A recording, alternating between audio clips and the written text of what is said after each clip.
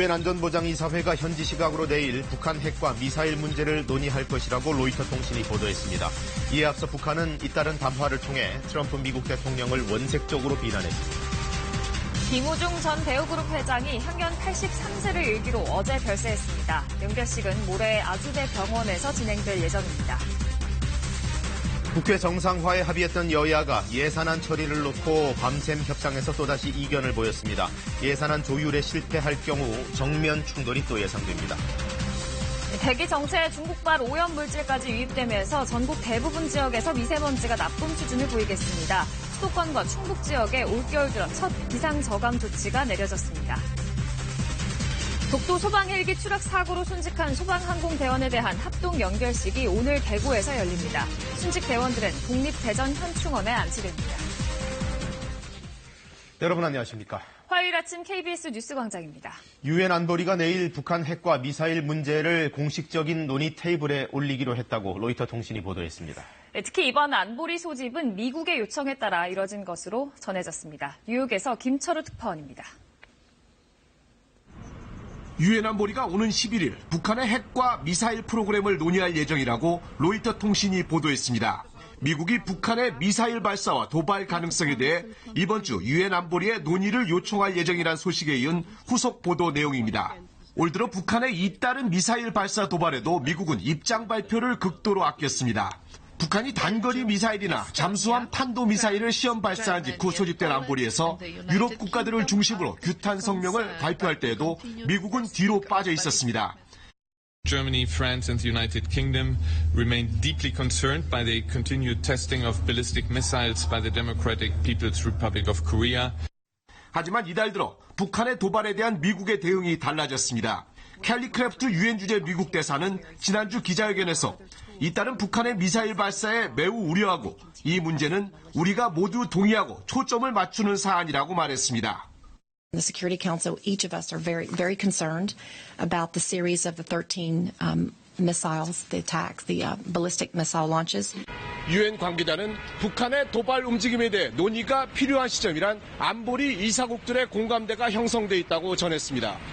이 관계자는 또한 미국의 안보리 소집 요청은 북미 간 대화가 잘 진전되지 않자 이를 촉진시키기 위한 자극으로 해석될 수도 있다고 덧붙였습니다. 동창리 미사일 발사장에서 북한이 중대 시험이 성공적이었다고 발표한 뒤 트럼프 대통령은 북한이 적대적으로 행동하면 모든 걸 잃을 수 있다고 경고했습니다. 뉴욕에서 KBS 뉴스 김철우입니다. 앞서 트럼프 대통령은 북한이 적대적인 행동을 할 경우 모든 걸 잃을 거다라는 경고 메시지를 던졌는데 그에 대한 북한의 반응도 나왔습니다. 어차피 우리는 잃을 것도 없다. 트럼프야말로 참을성 잃은 늙은이다. 그 내용은 강푸른 기자가 전해드립니다. 북한은 먼저 1, 2차 북미 정상회담 준비를 총괄했던 김영철의 담화를 통해 강력히 반발했습니다. 표현은 거칠고 원색적이었습니다. 트럼프 대통령을 참을성을 잃은 늙은이, 경솔하고 잘망스런 늙은이로 칭했습니다. 망령든 늑다리로 부를 시기가 다가올 수도 있다고 했습니다. 2년 만에 대통령 호칭도 뺐습니다. 북한이 모든 것을 잃을 수도 있다는 트럼프 대통령 경고에는 북한은 더 이상 잃을 게 없다고 맞받아쳤습니다. 다만 연말이 다가오고 있다며 격돌을 멈추려면 진지한 고민과 계산을 하라고 했습니다. 트럼프 대통령에 대한 김정은 위원장의 인식도 달라질 수 있다면서도 김 위원장은 아직 트럼프 대통령을 향해 비판을 하지 않았다고 밝혔습니다. 협상의 여지는 남긴 겁니다. 뒤이어 리수용 노동당 국제담당 부위원장도 담화를 내고 트럼프 대통령은 막말을 중단해야 한다고 촉구했습니다. 단 연말 시한 이후 김 위원장이 어떤 입장을 취할지는 아직 밝히지 않았다며 대화 가능성은 열어뒀습니다. 북한은 동시에 연말까지 미국의 태도 변화가 없다면 새로운 길을 강행할 의지도 거듭 내비쳤습니다. 북한이 앞으로 할 일에 대해서 트럼프 대통령 발언을 고려할 의사가 전혀 없다며 북한이 행동하면 트럼프 대통령이 놀랄 것이라고 경고했습니다. 북한은 이달 하순 당 중앙위 전원회의를 소집했고 미국에 성탄절 선물을 하겠다고 공언했습니다. 당 전원회의에서 결정된 정책은 내년 1월 1일 신년사로 공표될 것으로 관측됩니다.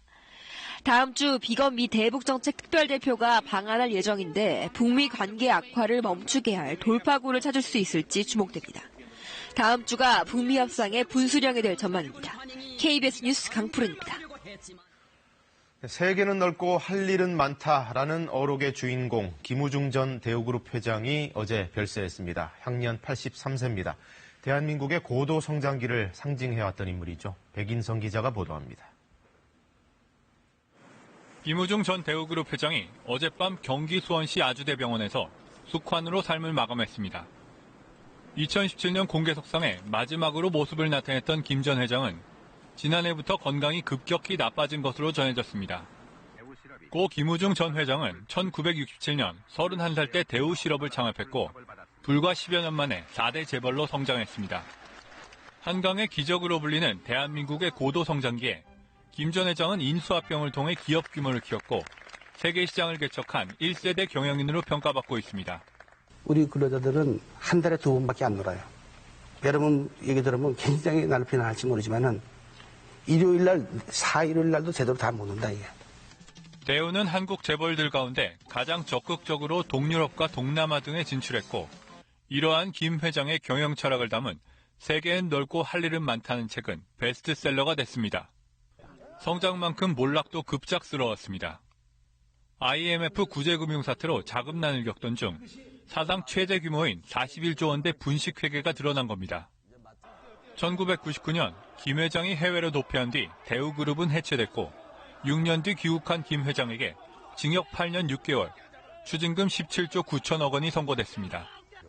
이후 사면은 받았지만 추징금은 내지 않은 채 베트남 등지를 오가며 살았습니다. 한국 경제에 세계 경영이란 화두를 던졌던 고 김우중 전 회장의 장례는 가족장으로 치러지며 영결식은 12일 아주대병원에서 거행될 예정입니다. KBS 뉴스 백인성입니다. 여야 교섭단체 3당이 내년도 예산안과 민생법안을 오늘 처리하기로 어제 합의했습니다. 그런데 한국당 내부 추인 과정에서 또다시 이견이 제기되며 진통이 재발했습니다. 한국당이 참여한 채로 예산안을 다시 짜야 이 필리버스터를 철회하겠다는 건데 그로 인해 예산안은 다시 또 협상 테이블에 올려져 있습니다. 정유진 기자가 보도합니다. 여야 합의를 추인하기 위한 자유한국당 의원총회. 2시간 넘는 경론 끝에 우선 내년 예산안이 합의가 돼야 약속대로 필리버스터를 철회하겠다는 결론이 나왔습니다. 예산안이 잘 안 될 경우는 어떻게 할 것이냐. 그건 또 그때 가서 판단하도록 하겠습니다. 예산안 협의 과정에서 자유한국당의 요구가 충분히 받아들여지지 않을 경우 여야의 국회 정상화 합의 자체가 무산될 수 있다는 압박입니다. 가까스로 시작된 예산안 협의는 중단과 속개를 거듭하며 밤새 삐걱댔습니다. 한국당은 전체 예산 규모를 더 줄여야 한다고 주장했고 민주당은 정부의 핵심 정책 예산은 줄일 수 없다고 맞섰습니다. 민주당 전해철 간사는 이견이 엄청나게 많다고, 한국당 이종배 간사는 시간이 더 필요하다고 협상장 분위기를 전했습니다. 민주당은 오늘 낮까지도 한국당과 합의가 안 되면 지난 주말 다른 야당들과 준비해뒀던 예산안을 바로 오늘 본회의에 올려 처리할 계획입니다. 내년도 예산이 처리될 수 없을 것 같으면 우리가 준비한 수정안을 가지고 예산 처리 과정으로 들어간다. 예산안 조율에 실패하고 결과적으로 어제의 합의가 깨진다면 선거법 등 패스트트랙 법안도 본회의에 상정돼 여야의 정면 충돌은 피할 수 없게 됩니다. KBS 뉴스 정유진입니다. 오늘 고농도 미세먼지를 주의하셔야겠습니다. 수도권과 충북 지역에 올겨울 들어 처음으로 미세먼지 비상저감 조치가 내려졌는데요. 자세한 내용은 김진화 기자가 설명해드립니다. 오늘 미세먼지 비상저감 조치가 내려진 곳은 서울과 인천, 경기 등 수도권과 충북 지역입니다. 비상저감 조치는 오전 6시부터 오후 9시까지 유지됩니다. 저감 조치가 내려진 지역에선 행정 공공기관을 대상으로 차량 2부제가 시행됩니다. 오늘은 짝수 날이므로 끝자리가 짝수인 차량만 운행이 가능합니다. 다만 장애인 또는 임산부 차량이나 친환경차 등은 2부제에서 제외됩니다. 서울시는 시청과 구청, 산하기관 등 주차장 400여 곳을 전면 폐쇄할 방침이어서 방문할 때 대중교통을 이용해야 합니다. 또 수도권에선 배출가스 5등급 차량의 운행도 금지됩니다. 5등급 차를 운행하다 단속 카메라에 적발되면 과태료 10만 원이 부과됩니다. 충북은 차량 운행 제한 관련 조례가 내년부터 시행되기 때문에 오늘은 5등급 차 운행 제한이 이뤄지지 않습니다. 공사장에서도 조업 시간을 단축하거나 조정하고 비산먼지 억제 시설을 가동해야 합니다. 석탄 화력발전소와 소각시설 등 미세먼지 배출 사업장은 가동률을 감축합니다. 비상 저감 조치와는 별도로 앞서 서울시는 이번 달부터 서울 사대문 안에 5등급 차량 진입을 제한하고 있습니다. 이번 달 1일부터 8일까지 단속 결과 2,155대를 적발해 모두 5억 3,875만 원의 과태료를 부과했습니다. KBS 뉴스 김진아입니다. 이렇게 비상 저감 조치까지 내려진 건 대기가 이미 정체된 데다가 중국발 미세먼지까지 들어오기 때문인데요. 자세한 상황 기생센터 연결해서 알아보겠습니다. 배혜지 캐스터, 지금 공기가 탁한 곳이 맞나요? 어떻습니까? 네, 그렇습니다. 지난 주말부터 대기가 정체된 데다가 오늘 밤사이 미세먼지가 추가로 유입되면서 현재 전국 대부분 지역에서 초미세먼지 농도 나쁨 단계를 보이고 있습니다. 오늘 호흡기 약하신 분들은 마스크를 챙겨 나오시는 게 좋겠는데요. 오늘 고농도 미세먼지가 한반도를 뒤덮으면서 종일 미세먼지 농도가 높게 나타날 것으로 보입니다. 이에 따라 앞서 보신 것처럼 수도권과 충북 지역에는 미세먼지 비상 저감 조치가 내려져 있습니다. 오늘 수도권은 미세먼지 농도가 매우 나쁨 수준까지 치솟을 것으로 보이고요. 그 밖에 대부분 지역에서는 나쁨 단계를 보이겠습니다. 또 강원 영서와 충청 지역, 대구 지역은 일시적으로 미세먼지 농도가 매우 나쁨 수준까지 오를 수 있겠습니다. 오늘 밤부터 수도권과 강원 지역에는 다시 비가 내리겠습니다. 비의 양은 5mm 안팎으로 많지는 않겠지만 도로가 미끄러운 곳이 많겠습니다. 현재 전국에는 대체로 맑은 하늘 드러나 있지만 미세먼지 때문에 공기가 탁한 상황입니다. 경기도와 강원 지역으로는 약하게 비가 내리고 있는데요. 이 비는 아침에 모두 그치겠습니다. 오늘 남부지방에는 구름이 많이 끼겠습니다. 동해안 지역에는 건조특보가 내려진 가운데 오늘 바람까지 강하게 불 것으로 보여서 화재 예방에 힘쓰셔야겠습니다. 현재 기온 살펴보겠습니다. 서울이 6.6도, 강릉이 8.6도, 대구 영하 1도, 전주는 8.3도로 어제보다 비교적 온화합니다. 한낮에는 서울이 11도, 춘천 7도 예상되고요. 대전이 14도, 광주 16도, 포항과 울산은 15도, 부산은 17도까지 오르겠습니다. 바다의 물결은 모든 해상에서 비교적 잔잔하겠습니다. 미세먼지는 수요일인 내일까지 이어지겠고요. 내일 오후부터 찬바람이 불어오면서 기온도 떨어지고 그리고 대체로 맑은 날씨는 이어질 것으로 보입니다. 날씨 정보 전해드렸습니다. 영화 기생충이 연일 수상 행진을 이어가고 있습니다. 이번에는 미국 양대 영화상 중 하나인 골든글로브 후보에 올랐는데요. 감독상, 각본상, 최우수 외국어 영화상 이 3개 부문인데 수상할 경우 한국 영화로서는 최초입니다. 로스앤젤레스 최동혁 특파원입니다. 오스카상의 전초전인 미국 골든글러브상의 각 부문 후보가 발표됐습니다. 먼저 골든글러브 감독상 후보로 영화 기생충의 봉준호 감독이 지명됐습니다. Best Director Motion Picture, Bong Joon-ho, Parasite, Sam Mendes, 1917, Todd Phillips, Joker. 또 기생충은 각본상과 최우수 외국어 영화상 후보에도 올랐습니다. 골든글러브와 아카데미는 전통적으로 백인 주류 영화의 후한편이어서 아쉽게도 작품상 후보에는 오르지 못했습니다. 영화 The Irishman과 조커 등이 작품상 후보로 지명됐습니다. 기생충이 후보에 오른 3개 부문에선 외국어 영화상 수상 가능성이 가장 높은 것으로 알려졌습니다. 영화 기생충이 골든글러브상을 수상할 경우 한국 영화로는 최초의 기록이 되며 이어 열리는 오스카상 수상 가능성도 높이게 됩니다. These are the 5 movies that can win. Number 1, The Irishman. 2, Once Upon a Time in Hollywood. 3, Marriage Story. 4, 1917. And 5, that surprising little Parasite. 제77회 골든글러브상 시상식은 내년 1월 5일 베버리 힐스에서 개최되며 이어 2월 9일에 아카데미 시상식이 열립니다. 로스앤젤레스에서 KBS 뉴스 최동혁입니다. 밤사이 화재가 잇따랐습니다. 충남 예산의 한 주택에서 불이 나 집안에 있던 60대가 숨졌고 부산의 한 시장에서도 불이 나면서 일부 점포를 태웠습니다. 사건 사고 소식 이지은 기자입니다. 주택 한 채가 붉은 화염에 휩싸였습니다. 소방대원들이 거센 불길에 맞서 연신 물을 뿌립니다. 어제 저녁 8시 50분쯤 충남 예산군 예산읍의 한 단독주택에서 불이 나 64살 이모 씨가 숨졌습니다. 마을 주민의 신고를 받고 출동한 소방당국은 1시간 반 만에 불길을 잡았습니다. 소방당국은 이 과정에서 방 안에서 숨진 이 씨를 발견했습니다. 경찰과 소방당국은 정확한 화재 원인을 조사하고 있습니다. 새까만 연기가 하늘로 거침없이 뿜어져 나옵니다. 어젯밤 9시 50분쯤 부산 범천동 중앙시장에서 불이 나 식자재 가게 등 점포 4곳을 태우고 30여 분 만에 꺼졌습니다. 다행히 인명피해는 없었습니다. 경찰은 화재 현장을 정밀 감식해 정확한 화재 원인을 조사할 예정입니다. KBS 뉴스 이지은입니다. 유재수 전 부산시 경제부시장 감찰 무마 의혹과 관련해 조국 전 민정수석이 곧 검찰 조사를 받을 것으로 보입니다. 김경수 경남지사와 천경득 청와대 행정관 그리고 윤건영 국정상황실장까지 조사를 받았으니 이제 남은 순서는 조 전 수석입니다. 최유경 기자입니다. 검찰은 최근 김경수 경남지사, 윤건영 국정기획상황실장, 천경득 선임행정관을 모두 불러 조사했습니다.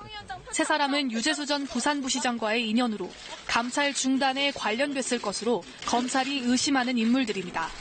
세 사람은 그러나 검찰 조사에서 관련 의혹을 모두 부인했습니다. 김경수 지사는 지난주 참고인 조사를 받았지만 언론의 의혹 제기는 모두 사실이 아니라고 말했고 천 행정관 측도 오히려 감찰 사실 자체를 특감반 관계자에게 들었다며 인사에 개입하거나 감찰 중단을 요구한 적이 없다고 밝혔습니다. 감찰 중단과 관련해 백원우 전 민정비서관, 박형철 반부패 비서관도 이미 검찰 조사를 마쳤습니다. 박형철 비서관은 감찰 중단이 아닌 수사 의뢰 의견을 제시했고 백원우 전 비서관은 사표를 받고 마무리하자는 의견을 제시했다고 검찰에 진술한 것으로 알려졌습니다. 당시 청와대 감찰의 최종 책임자는 조국 전 민정수석이었습니다. 검찰은 이르면 이번 주 조 전 수석을 불러 법률적 재량권을 넘어 사적 동기 등에 의해 감찰 중단을 지시했는지 여부를 조사할 것으로 보입니다. 조국 전 수석 측은 그동안 3명이 협의해 함께 내린 결정이었다고 주장해왔습니다. 조국 전 수석은 자신의 직무와 직접 관련이 있는 이번 조사에서 진술 거부권을 행사하지 않을 것으로 알려졌습니다. 한편 검찰은 유재수 전 부시장과 윤건영 실장, 김경수 지사, 천경득 행정관이 단체 대화방을 공유했다는 것을 전제로 한 일부 언론의 보도는 확인된 사실이 아니라고 밝혔습니다. KBS 뉴스 최혜경입니다. 이런 가운데 조국 전 법무장관의 후임으로 지명된 추미애 후보자가 어제 인사청문회 준비단 사무실에 첫 출근을 했습니다. 그는 첫날부터 검찰개혁을 강조했습니다. 김수연 기자입니다. 지난 6일 후보자 지명 이후 추미애 법무부 장관 후보자의 첫 출근길입니다. 첫 마디는 역시 검찰개혁이었습니다. 검찰개혁을 향한 기대와 요구가 더 높아졌다는 것을 저도 확인할 수가 있었습니다. 이목이 쏠렸던 윤석열 검찰총장과의 통화에 대해선 단순한 인사라며 선을 그었습니다. 그러면서 추미애와 윤석열 개인의 관계를 떠나 법무부와 검찰의 권한은 헌법과 법률에 분명히 규정돼 있다는 점을 강조했습니다. 헌법과 법률에 위임받은 권한을 상호간에 존중하고 또 잘 행사하고 최선을 다하는 것이 국민을 위한 길이라고 생각할 것입니다. 장관으로 취임하면 국민의 이름으로 검찰개혁을 강력히 추진하겠다는 의지로 해석됩니다. 가장 강력한 수단은 인사권입니다.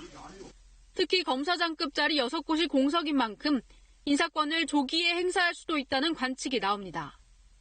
법무부의 감찰권 발동, 법무부 장관의 지휘권을 활용하고 지난달 대통령에게 보고된 직접 수사부서 대폭 축소 등 개혁 방안에 속도를 낼 수 있습니다. 추 후보자는 일단 말을 아꼈습니다. 적절한 시기에 말씀을 드리는 것이 맞을 것 같아요. 청와대의 선거 개입 의혹과 감찰 무마 의혹 사건 등으로 현재 검찰의 수사 역량은 청와대로 집중돼 있습니다. 아직 후보자 입장이지만 현재의 상황 등과 관련해 추 후보자가 또 어떤 입장을 낼지 관심이 모아지고 있습니다. KBS 뉴스 김수연입니다. 독도 소방헬기 추락 사고로 순직한 소방항공대원에 대한 합동 연결식이 오늘 열립니다. 순직한 소방항공대원 5명은 국립대전 현충원에 안치됩니다. 선재희 기자가 보도합니다. 소방 헬기 추락 사고로 순직한 중앙 119 구조본부 소속 소방항공대원에 대한 합동 연결식이 대구 계명대학교에서 오늘 오전 10시 소방청장으로 거행됩니다. 합동 연결식은 유가족과 내외빈 등 1,800여 명이 참석한 가운데 70분 동안 진행될 예정입니다. 운구 도착 뒤 국기에 대한 경례, 묵념, 고인에 대한 양력 보고, 1계급 특진 추서와 공로장 봉정, 훈장 추서 등 순으로 진행됩니다. 연결식 뒤 세종시에 있는 은하수 공원에서 유가족과 소방공무원 150여 명이 참석한 가운데 화장식이 이루어질 예정입니다. 이후 오후 4시쯤 국립대전 현충원으로 이동해 안장식을 거행합니다. 앞서 올해 10월 31일 중앙 119 구조본부 소속 소방 헬기가 응급환자 이송 중 독도 인근 해상에서 추락하면서 소방항공대원 5명과 민간인 2명이 희생됐습니다. 사고 이후 소방항공대원 3명과 응급환자였던 민간인 1명이 수습됐지만 김종필 기장과 배혁대원 등 2명과 다른 민간인 1명은 아직 발견되지 않았습니다.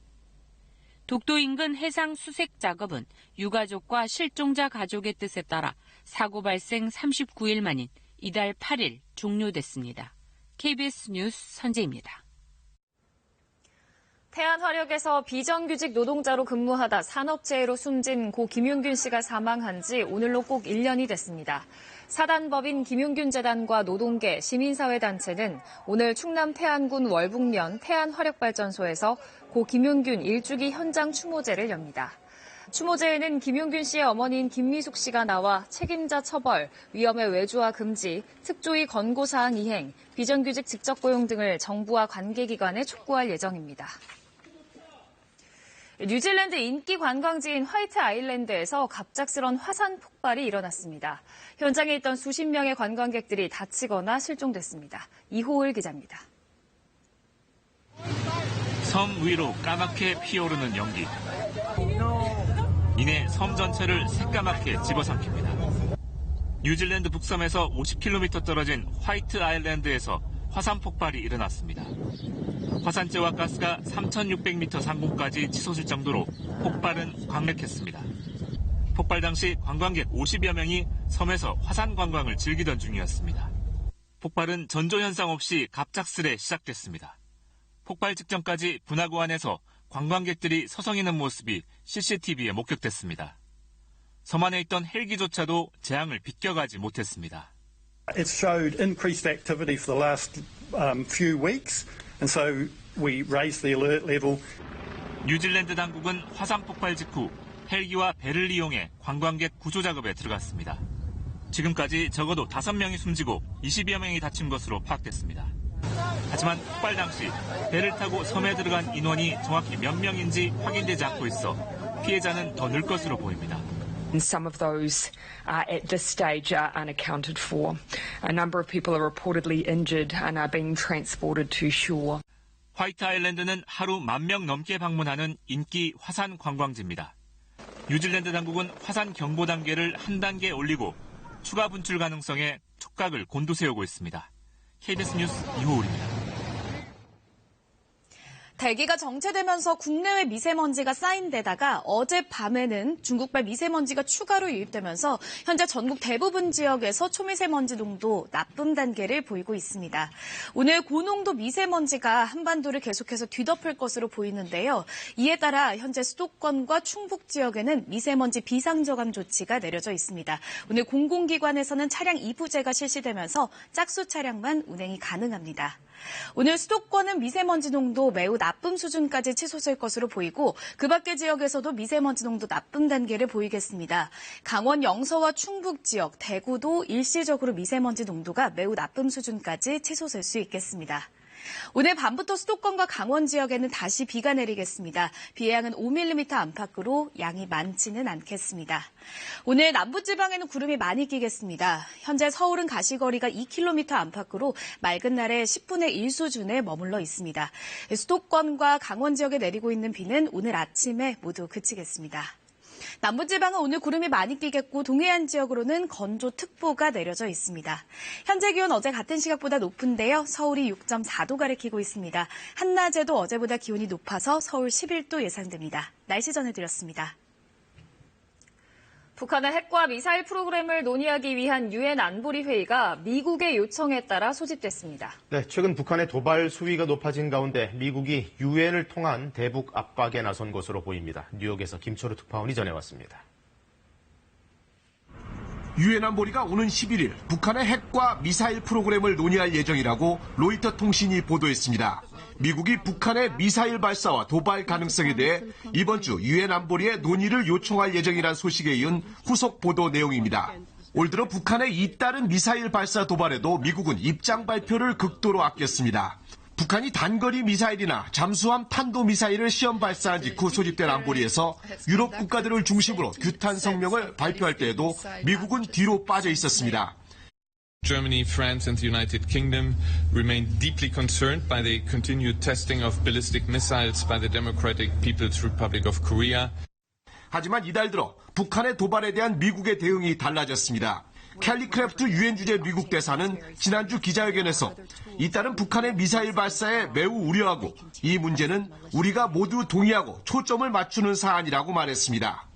The Security Council, each of us are very concerned about the series of the 13 missiles, the attacks, the ballistic missile launches. 유엔 관계자는 북한의 도발 움직임에 대해 논의가 필요한 시점이란 안보리 이사국들의 공감대가 형성돼 있다고 전했습니다. 이 관계자는 또한 미국의 안보리 소집 요청은 북미 간 대화가 잘 진전되지 않자 이를 촉진시키기 위한 자극으로 해석될 수도 있다고 덧붙였습니다. 동창리 미사일 발사장에서 북한이 중대 시험이 성공적이었다고 발표한 뒤 트럼프 대통령은 북한이 적대적으로 행동하면 모든 걸 잃을 수 있다고 경고했습니다. 뉴욕에서 KBS 뉴스 김철호입니다.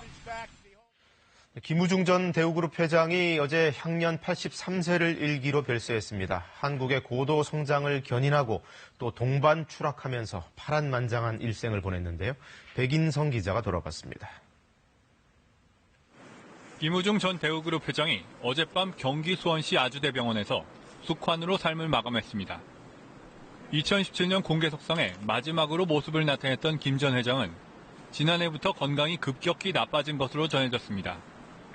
고 김우중 전 회장은 1967년 31살 때 대우실업을 창업했고 불과 10여 년 만에 4대 재벌로 성장했습니다.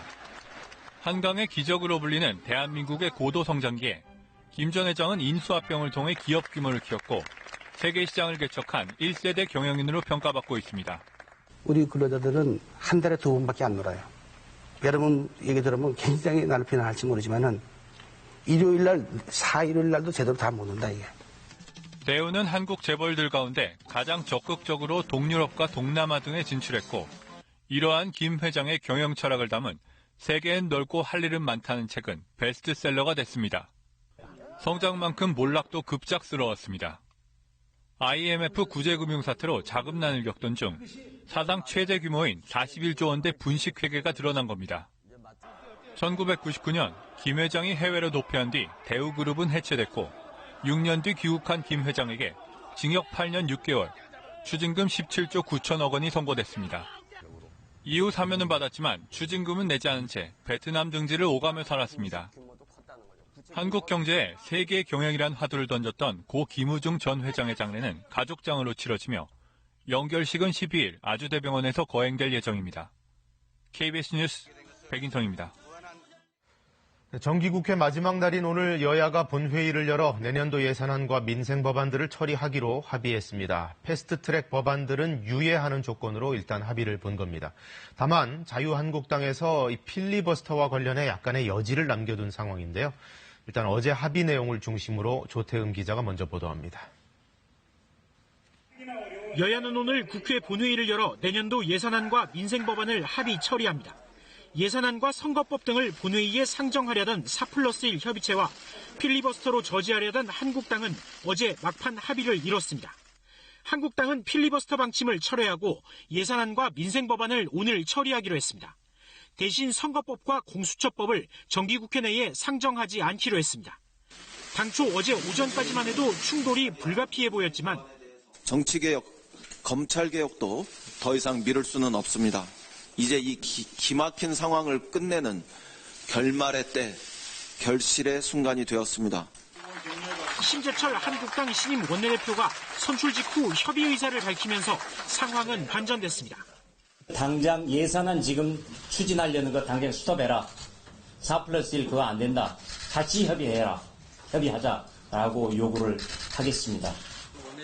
제1야당을 뺀 강행 처리에 부담을 느낀 민주당. 예산심사에서 제외돼 실리를 놓칠까 우려한 한국당의 이해가 맞아떨어진 것으로 풀이됩니다. 이에 4+1 협상을 해온 평화당에선 들러리선 꼴이 될 수 있다는 볼멘 소리가 나왔고, 정의당 심상정 대표는 한국당의 침대 축구와 백태클에 휘말려선 안 된다면서 불만을 나타냈습니다. 일단 극적으로 충돌은 피했지만 갈등의 불씨는 여전합니다. 언제 어디서 깨질지 모르는 살얼음판이 당분간 이어질 전망입니다. KBS 뉴스 조태현입니다. 네, 이 여야 합의는 아직 안정 궤도에 오르지는 않았습니다. 그동안 예산안 논의 과정에서 빠져있던 자유한국당이 뒤늦게 발을 담그면서 협의가 다시 이루어지고 있고, 거기서 합의가 제대로 안 나온다면 한국당은 다시 또 필리버스터를 가동하겠다는 태세인데, 그로 인해 밤사이에도 진통은 계속됐습니다. 이어서 정유진 기자입니다. 여야 합의를 추인하기 위한 자유한국당 의원총회. 2시간 넘는 경론 끝에 우선 내년 예산안이 합의가 돼야 약속대로 필리버스터를 철회하겠다는 결론이 나왔습니다. 예산안이 잘 안 될 경우는 어떻게 할 것이냐. 그건 또 그때 가서 판단하도록 하겠습니다. 예산안 협의 과정에서 자유한국당의 요구가 충분히 받아들여지지 않을 경우 여야의 국회 정상화 합의 자체가 무산될 수 있다는 압박입니다. 가까스로 시작된 예산안 협의는 중단과 속개를 거듭하며 밤새 삐걱댔습니다. 한국당은 전체 예산 규모를 더 줄여야 한다고 주장했고, 민주당은 정부의 핵심 정책 예산은 줄일 수 없다고 맞섰습니다. 민주당 전해철 간사는 이견이 엄청나게 많다고, 한국당 이종배 간사는 시간이 더 필요하다고 협상장 분위기를 전했습니다. 민주당은 오늘 낮까지도 한국당과 합의가 안 되면 지난 주말 다른 야당들과 준비해뒀던 예산안을 바로 오늘 본회의에 올려 처리할 계획입니다. 내년도 예산이 처리될 수 없을 것 같으면 우리가 준비한 수정안을 가지고 예산 처리 과정으로 들어간다. 예산안 조율에 실패하고 결과적으로 어제의 합의가 깨진다면 선거법 등 패스트트랙 법안도 본회의에 상정돼 여야의 정면 충돌은 피할 수 없게 됩니다. KBS 뉴스 정유진입니다. 네, 앞서 말씀드렸듯이 추위가 좀 덜하나 싶더니 또 미세먼지가 날아들었습니다. 특히 오늘은 지난 봄 이후로 대기질이 가장 나쁠 것으로 보입니다. 외출하실 때 각별히 주의하셔야겠는데요. 자세한 원인과 전망을 이정훈 기상전문기자가 전해드립니다. 해발 500m 상공에서 바라본 서울 도심. 짙은 스모그에 도심의 윤곽은 온데간데 없습니다. 원인은 대기 정체입니다. 지난주 중반 찬 대륙 고기압이 확장할 때만 해도 강한 바람이 미세먼지를 씻어냈습니다. 그러나 주말부터 고기압이 찬 성질을 잃자 한반도는 포근해지면서 바람도 멎어버렸습니다. 그 사이 고인물이 썩는 것처럼 공기질도 급격히 나빠진 겁니다. 실제 바람이 강한 백령도는 중국발 오염물질이 지날 때 잠시 농도가 높아졌을 뿐이지만 서울에서는 국내 오염물질까지 지속적으로 쌓이면서 미세먼지 농도가 더욱 높아졌습니다. 여기에 오늘은 중국발 오염물질이 추가로 유입되고 있습니다. 초미세먼지 예측 모델에서 붉은색으로 보이는 고농도 먼지띠가 수도권 지역부터 뒤덮을 것으로 예측됐습니다. 이에 따라 오늘은 어제보다 농도가 더 높아져 대부분 지역에서 나쁨 수준을 보이겠고, 일부 지역은 평소 3배가 넘는 매우 나쁨 수준이 예상됩니다. 이번 고농도 미세먼지는 수요일인 내일까지 이어진 뒤 목요일부터 해소되겠다고 국립환경과학원은 내다봤습니다. KBS 뉴스 이정훈입니다. 진보와 보수, 비정규직과 정규직 등 우리 사회 곳곳에서 갈등의 골이 더 깊어진 것으로 나타났습니다. 정부가 2016년 이후 3년 만에 한국인의 의식과 가치관을 조사한 결과인데요. 김석 기자가 전해드립니다. 진보와 보수, 두 집단 사이의 갈등이 얼마나 크다고 생각하는지 물었습니다. 갈등이 크다는 답변 91.8%, 3년 전 조사 때보다 14.6%포인트 높아졌습니다. 많이 심화된 것 같고요. 예전에 비해서 집회 같은 것도 굉장히 많아졌고 이기거나 지거나 이렇게 싸움이 너무 심화되는 것 같은 그래서 좀 답답한 느낌이 많이 받습니다. 우리 사회의 또 다른 갈등의 축을 이루는 비정규직 문제. 정규직과 비정규직 간 갈등에 대해 물었더니 크다는 응답이 85%를 넘었습니다. 대기업과 중소기업 간 갈등이 크다는 답변도 81%였습니다. 경제적 양극화에 대한 우려 섞인 시선도 여전했습니다. 부유층과 서민층 간의 갈등이 크다는 인식이 80% 가까이 됐습니다. 경제적 양극화에 대해서도 심각하다는 답변이 90.6%로 높게 나타났습니다.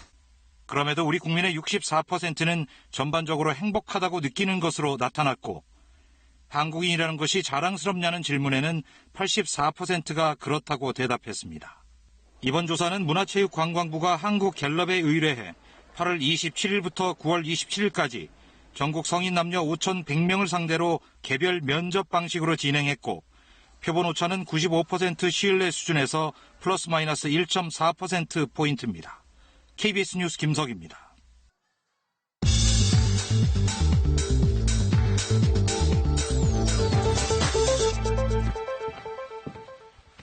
네, 중고물품 거래할 때 결제가 참 골칫거리였죠. 아무래도 개인 대 개인 거래다 보니까 돈을 보내고 받는 일이 좀 불안한 측면이 있었는데 이제 보안 시스템이 등장합니다. 자세히 알아보겠습니다. 김현우 소장님, 네. 이 보안 시스템이라는 게 카드 결제 말하는 거죠? 네, 그렇습니다. 이제 중고 거래를 할 때도 카드 결제를 이용할 수가 있는데요. 그동안 신용카드 결제는 계좌이체보다는 상대적으로 안전한 방법으로 평가를 받았지만 사업자 등록증이 없는 개인은 이용할 수가 없었습니다. 네. 이용할 수 있다고 하더라도 카드 단말기를 별도로 사야 되는 이런 불편함이 있었는데요. 예. 앞으로는 이 결제 기능이 있는 앱을 스마트폰에 설치하면 됩니다. 그러면 중고 판매 사이트에서는 별도의 회원가입 없이 이 판매자가 스마트폰을 이용해서 구매자의 신용카드를 판매자의 휴대폰에 터치하는 방식으로 결제가 이루어집니다. 네. 만나지 않고 거래하는 택배 거래 시에는 이 상품 판매 게시글에 있는 결제 링크를 통해서 결제를 할 수가 있는데요. 이렇게 결제가 완료되고 나면 개인 실명이 확인된 이 판매자 계좌로 수수료를 제외한 결제 대금이 입금됩니다. 수수료는 4%로 판매자와 구매자 간의 협의해서 결정할 수 있고요. 또 사업자 등록증이 없는 개인은 누구나 연 2,400만 원까지 이용할 수 있는데요. 이 구매자 역시 이 신용카드에 따라서 신용카드 소득공제라든가 할인 혜택은 똑같이 누릴 수가 있습니다. 이런 서비스는 이번 달 안에 시행될 것으로 보입니다. 네, 이제 날이 추워지면서 또 빙판길 사고가 많이 날 텐데요. 네. 걷다가 넘어져서 다치는 일도 많잖아요. 네. 그런데 이것도 이 배상 문제와 좀 얽힐 수가 있죠? 네, 맞습니다. 내가 물건을 사러 갔거나 혹은 사다가 나올 때 가게 앞에 빙판길 때문에 넘어졌을 때 네. 민법 758조에 보면 이 건물의 소유주나 점유주는 그 앞을 관리하도록 돼 있고 그로 인해서 피해가 발생했다면 이 가게 주인에게 배상을 요구할 수가 있습니다. 네. 그런데 이때 점유자인 이 가게 주인이 얼마나 안전조치 노력을 했는가가 이 쟁점이 되겠는데요. 아파트 단지 내에서 넘어졌을 경우에도 마찬가지입니다. 이때도 관리업체의 일부 배상을 요구할 수가 있는데 아파트 시설물은 이 관리사무소 같은 업체에서 이 미끄럼주의 표지판을 설치한다거나 아니면 제설제를 뿌린다거나 하는 안전조치를 해야 되는 관리 의무가 있기 때문입니다. 예. 하지만 두 경우 모두 그렇다고 해서 가게 주인이나 이 관리사무소에 100% 책임을 물을 수는 없는데요. 이 넘어진 분도 스스로 빙판길이 있는지 확인을 하고 좀 본인의 안전을 돌볼 이 주의 의무가 있기 때문입니다. 네. 만약에 이 빙판길이 미끄러졌다면 일단 그 미끄러진 사실을 관리사무소나 가게 주인에게 알려줘야 되고요. 목격자나 CCTV를 확보하시면 됩니다. 또 도로가 얼어서 차가 미끄러졌다면 1차적인 책임은 당연히 미끄러지지 않도록 조심 안전운전을 해야 되는 운전자에게 책임이 있겠지만요. 네. 도로를 관리하는 국가나 지자체에도 일부 책임이 있습니다. 국가배상법 5조에 따르면 이 도로같이 여러 사람이 이용할 수 있는 이 설비에 대해선 국가나 지자체가 관리해야 될 책임이 있기 때문입니다. 하지만 이 역시도 과실이나 주의 의무를 따져서 배상이 결정되게 됩니다. 네, 배상 요구할 일 없도록 안 다치는 게 제일 중요하네요. 맞습니다. 네, 오늘 말씀 잘 들었습니다. 고맙습니다. 네, 고맙습니다. 유엔 안전보장이사회의 대북 제재 결의에 따른 해외 근로 북한 노동자의 송환 시한이 오는 22일로 다가왔습니다. 북한 고려항공이 이 기간까지 평양부터 블라디보스토크 구간 항공편 운항을 대폭 늘렸는데요. 송환 시한과 연관이 있다는 분석이 나옵니다. 모스크바에서 김준호 특파원입니다. 블라디보스토크 국제공항 홈페이지입니다. 북한 고려항공이 운항하는 평양과 블라디보스토크 항공편이 월요일부터 금요일까지 주 5회로 등편돼 있습니다. 오는 20일까지 2주간입니다. 평소에는 월요일과 금요일 주 2회만 운항해 왔습니다. 고려항공이 이렇게 갑작스럽게 항공편을 늘린 이유는 정확하게 밝혀지지 않았지만 이달 22일인 북한 노동자들의 송환 시한과 연관이 있다는 관측이 제기되고 있습니다. 송환 시한이 끝나는 오는 22일 이후엔 주 1회로 다시 줄어듭니다. 모스크바의 북한 식당 2곳 가운데 한 곳도 지난 10월 문을 닫았습니다. 최근까지 북한 식당이 영업했던 이 건물에는 이렇게 보시는 것처럼 임대를 알리는 게시물이 붙어 있습니다. 나머지 북한 식당 한 곳은 아직 영업 중인 것으로 확인됐습니다. 러시아가 지난 3월 유엔에 제출한 보고서에 따르면 러시아 내 북한 근로자 수는 2017년 말 3만여 명에서 지난해 말 11,000여 명으로 감소했습니다.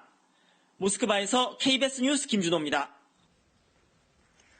청와대 김기현 비위 의혹 문건 이첩 사건과 관련해서 검찰과 경찰이 다시 한번 대립각을 세웠습니다. 검찰이 김기현 전 울산시장 관련 수사를 했던 경찰관들을 소환하려고 했는데 해당 경찰관 모두가 불응한 건데요. 검경 수사권 조정 법안 상정을 앞두고 검경 갈등이 갈수록 커지는 모양새입니다. 윤지연 기자입니다. 김기현 비위 의혹 문건과 관련된 지난해 울산경찰 수사에 대해 직권남용 혐의 등을 수사하고 있는 서울중앙지검이 최근 출석을 통보한 경찰관은 10여 명입니다. 모두 지난해 울산지방경찰청 소속으로 김기현 전 울산시장 측에 대한 수사를 맡았습니다. 하지만 현재까지 소환에 응한 경찰관은 없습니다. 검찰은 체포영장 청구 등 강제수사 방안까지 검토하고 있습니다. 당시 수사를 지휘했던 황운하 전 울산지방경찰청장은 적반하장이라며 강하게 반발했습니다. 경찰의 정당한 직무 수행에 선거 개입 혐의를 씌웠다며 오히려 검찰이 덮어버린 토착비리와 울산 고래고기 환부 사건을 특검을 통해 따져보자고 주장했습니다. 울산 고래고기 환부 사건은 검경 갈등의 대표 사례로 경찰이 불법 포획 혐의로 압수한 고래고기 30억 원어치를 검찰이 되돌려준 사건입니다. 당시 경찰은 검찰 전관 변호사와 검사의 유착 의혹 수사에 나섰지만 압수수색 영장 등이 줄줄이 기각되면서 사실상 수사를 하지 못했습니다. 울산 지역의 토착비리 수사가 검찰의 수사 방해와 검찰의 불기소 처분으로 사건이 덮였다. 이 적반하장 아닙니까? 국회에 부의된 검경 수사권 조정안에 대해 검찰이 수정이 필요하다는 입장을 공식적으로 밝힌 가운데 검경 갈등의 골이 깊어지고 있습니다. KBS 뉴스 윤지연입니다. 갭 투자의 부작용이 여기저기서 드러나고 있습니다. 갭 투자한 집이 이른바 깡통 전세가 되면서 세입자들이 전세 보증금을 돌려받지 못하고 어쩔 수 없이 자기 돈으로 집을 떠안고 있다고 하는데요. 이슬기 기자가 취재했습니다. 보증금 2억 원을 주고 들어간 전세. 직장인 정 씨에게는 처음 얻은 집다운 집이었지만 부푼 꿈은 금세 악몽이 됐습니다. 갭 투자자인 집주인이 뚜렷한 이유 없이 보증금을 돌려주지 않았기 때문입니다. 이른바 깡통 전세가 된 겁니다. 집주인이 굉장히 많은 집을 갖고 있는 돈이 많은 사람인 것 같은데 왜 우리 전세금을 돌려줄 수가 없지라는 게 이해가 안 되고 정식 등록된 임대 사업자란 점을 믿고 전세 보증보험도 들지 않아 돈을 돌려받을 길도 막혔습니다. 다른 방법이 없어 자기 돈으로 집을 떠나야 하는 상황. 그런데 임대 등록된 집은 임대 사업자만 소유할 수 있어 결국 함께 피해를 본 세입자 한 명이 울며 겨자 먹기로 임대 사업자가 됐습니다. 게다가 임대 사업자는 본인 소유의 임대주택에는 살 수 없어 사실상 불법 동거를 하고 있습니다. 청약 같은 거 포기해야 되는 것도 있고 불법행위가 된 거죠. 피해는 이곳뿐만이 아닙니다. 깡통 전세 피해를 본 김 씨 역시 집을 억지로 떠안으면서 장인을 임대사업자로 내세워야 했습니다. 원래 집주인은 빌라 600여 채를 갭 투자로 사들였습니다. 무조건 임대사업자를 내지 않으면 매도를 하지 않겠다라고 의견을 바꿔서 어쩔 수 없이 임대사업자를 등록을 하고 도저히 방법이 없겠더라고요. 그래서 상인업은 장모님께 좀 말씀을 드리고. 지난해 임대주택 등록 활성화 정책 이후 각종 세제 혜택이 주어지면서 전국의 등록 임대주택은 147만 호를 넘어섰습니다. 하지만 임대사업자가 깡통 전세를 남기고 잠적해도 처벌할 수 있는 방법은 없습니다. 뒤늦게 올해 9월 임대사업자가 보증금 반환을 피하거나 잠적하면 사업자 등록을 말소하는 법이 발의됐지만 국회 문턱을 넘지 못하고 있습니다. KBS 뉴스 이슬기입니다. 수원시가 본격적인 전기버스 시대에 막을 올렸습니다. 전국 최대 규모의 충전소를 마련한 가운데 2020년까지 시내버스 1000여 대를 모두 전기버스로 교체하겠다는 계획입니다. 김기흥 기자입니다.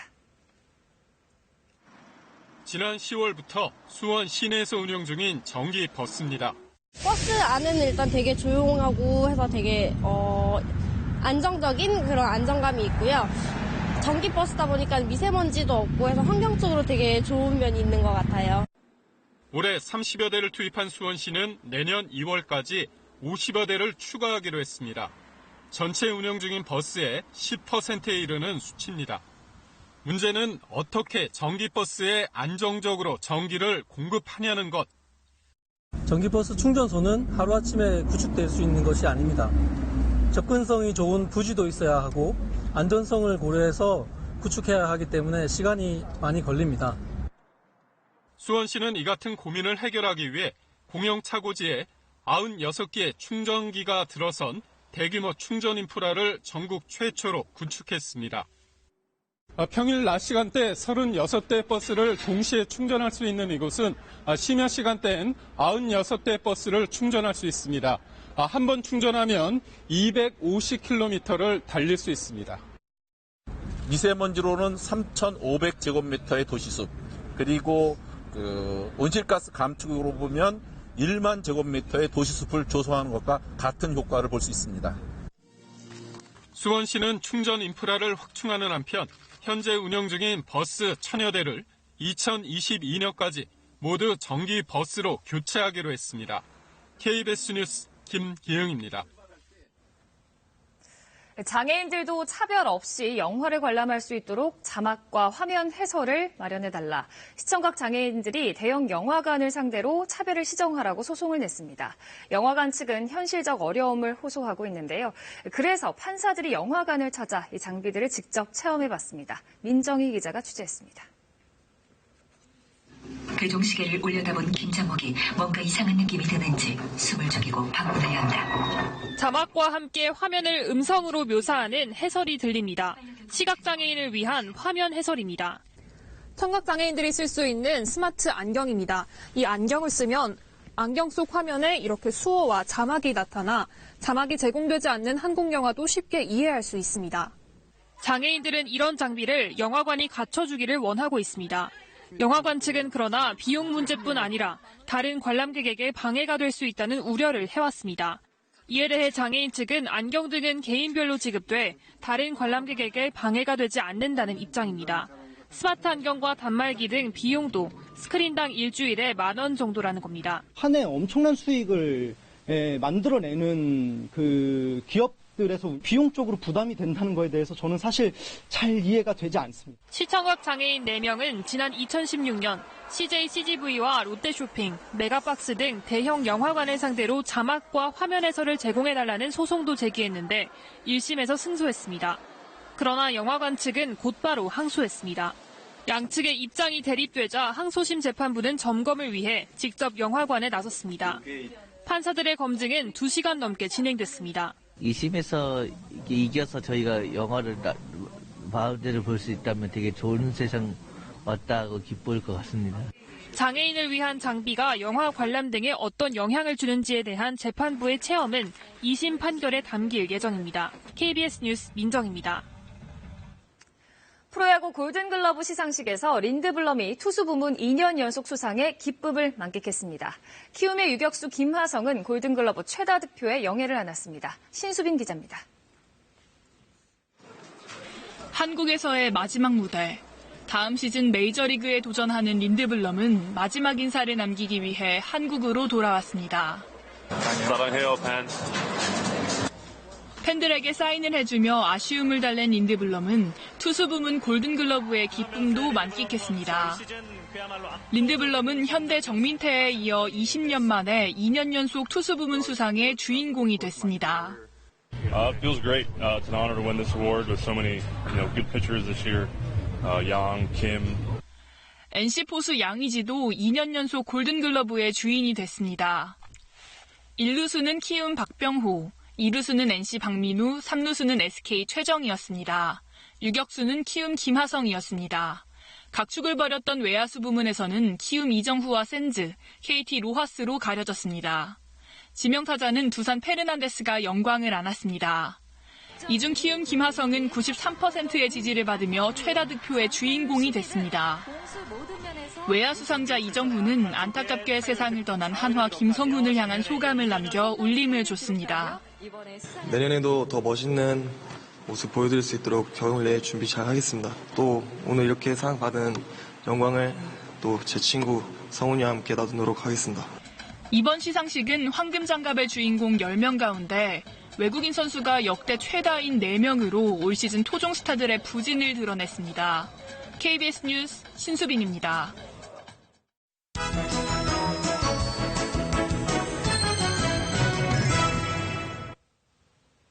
클릭 지구촌입니다. 하늘의 F1이라고 불리는 드론 경주대회가 루마니아의 이색적인 지하 명소에서 개최됐습니다. 동상과학영화의 비밀기지 같은 곳에서 경중 드론들이 치열한 속도 싸움을 벌이는 이 현장. 2019 드론 챔피언스 리그의 시즌 최종전이 열린 루마니아의 살리다 트루자 소금 논산입니다. 중세시대부터 소금을 채굴하다 폐광된 뒤 90년대 이후 유럽 최대의 지하관광 명소로 새롭게 개발된 곳인데요. 3년 만에 다시 이곳을 찾은 드론 경주대회를 위해 지하 150m에 자리한 놀이공원을 장애물 비행 코스로 변신시켰다고 합니다. 한국과 덴마크, 영국 등 이번 시즌을 호령한 8개 나라 파일럿팀이 참가했고요. 드론에서 구글로 전송되는 1인칭 실전 영상을 보며 최고 시속 160km로 드론을 조정하는 각축전을 벌인 끝에 영국팀이 이번 시즌 챔피언 자리에 올랐다고 합니다.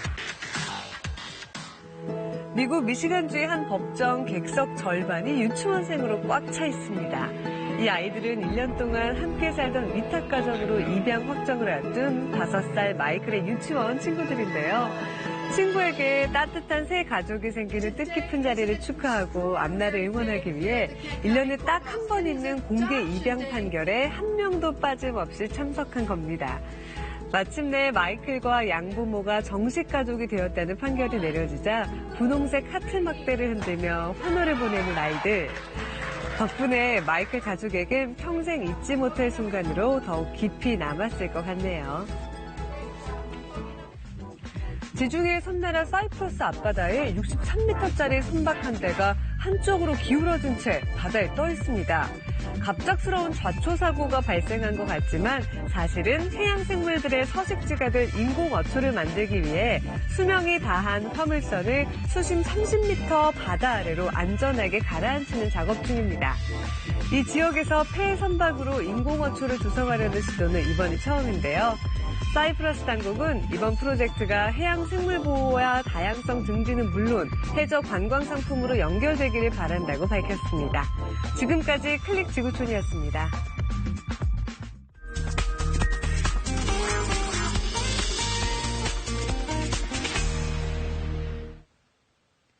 안녕하십니까. 문화광장입니다. 오래전 한 팀에서 활동했던 밴드 봄, 여름, 가을, 겨울과 빛과 소금이 33년 만에 함께 음반을 준비 중입니다.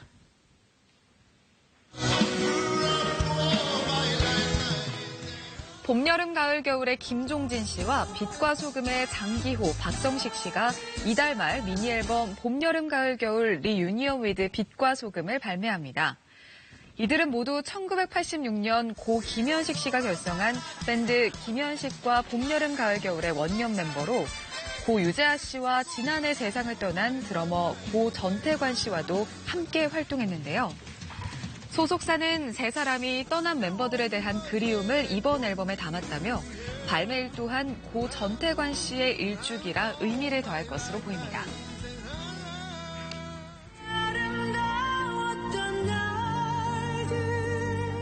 가수 겸 뮤지컬 배우 옥주현 씨가 영화 캣츠의 삽입곡을 불렀습니다. 이 영화는 동명의 뮤지컬을 스크린에 옮긴 작품으로 이달 개봉을 앞두고 있습니다.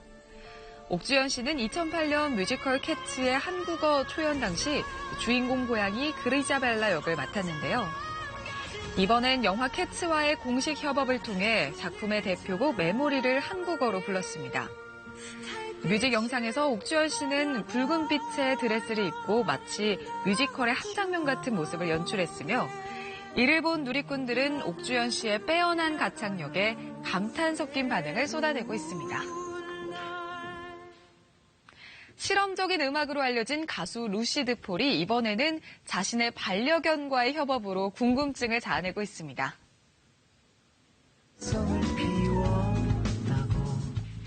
루시드 폴은 어제 콜라비 콘체르토라는 신곡 제목과 선공개 날짜가 적힌 티저 이미지를 공개했습니다. 오늘 16일 발매될 정규 9집 음반 수록곡 중에 일부를 12일에 미리 선보인다고 예고한 건데요. 특히 노래 제목의 콘체르토는 협주곡을 의미해 앞서 루시드 폴이 이번 앨범을 10년지기 반려견과의 합작품이라고 밝혔던 만큼 반려견 소리와 같은 독특한 방식의 협업 결과물이 담길 것으로 기대하고 있습니다. 지금까지 문화광장이었습니다. 호흡기 약하신 분들은 오늘 나가실 때 마스크를 챙기셔야겠습니다. 현재 전국 대부분 지역에서 초미세먼지 농도 나쁜 단계를 보이고 있는데요. 대기가 정체되면서 국내 미세먼지가 쌓인 데다가 국외에서 미세먼지가 추가로 유입되면서 오늘 고농도 미세먼지가 한반도를 뒤덮겠습니다. 이에 따라 수도권과 충북 지역에서는 미세먼지 비상저감 조치가 발효 중입니다. 이에 따라 공공기관에서는 오늘 차량 2부제가 운행되는 만큼 짝수 차량만 운행이 가능합니다.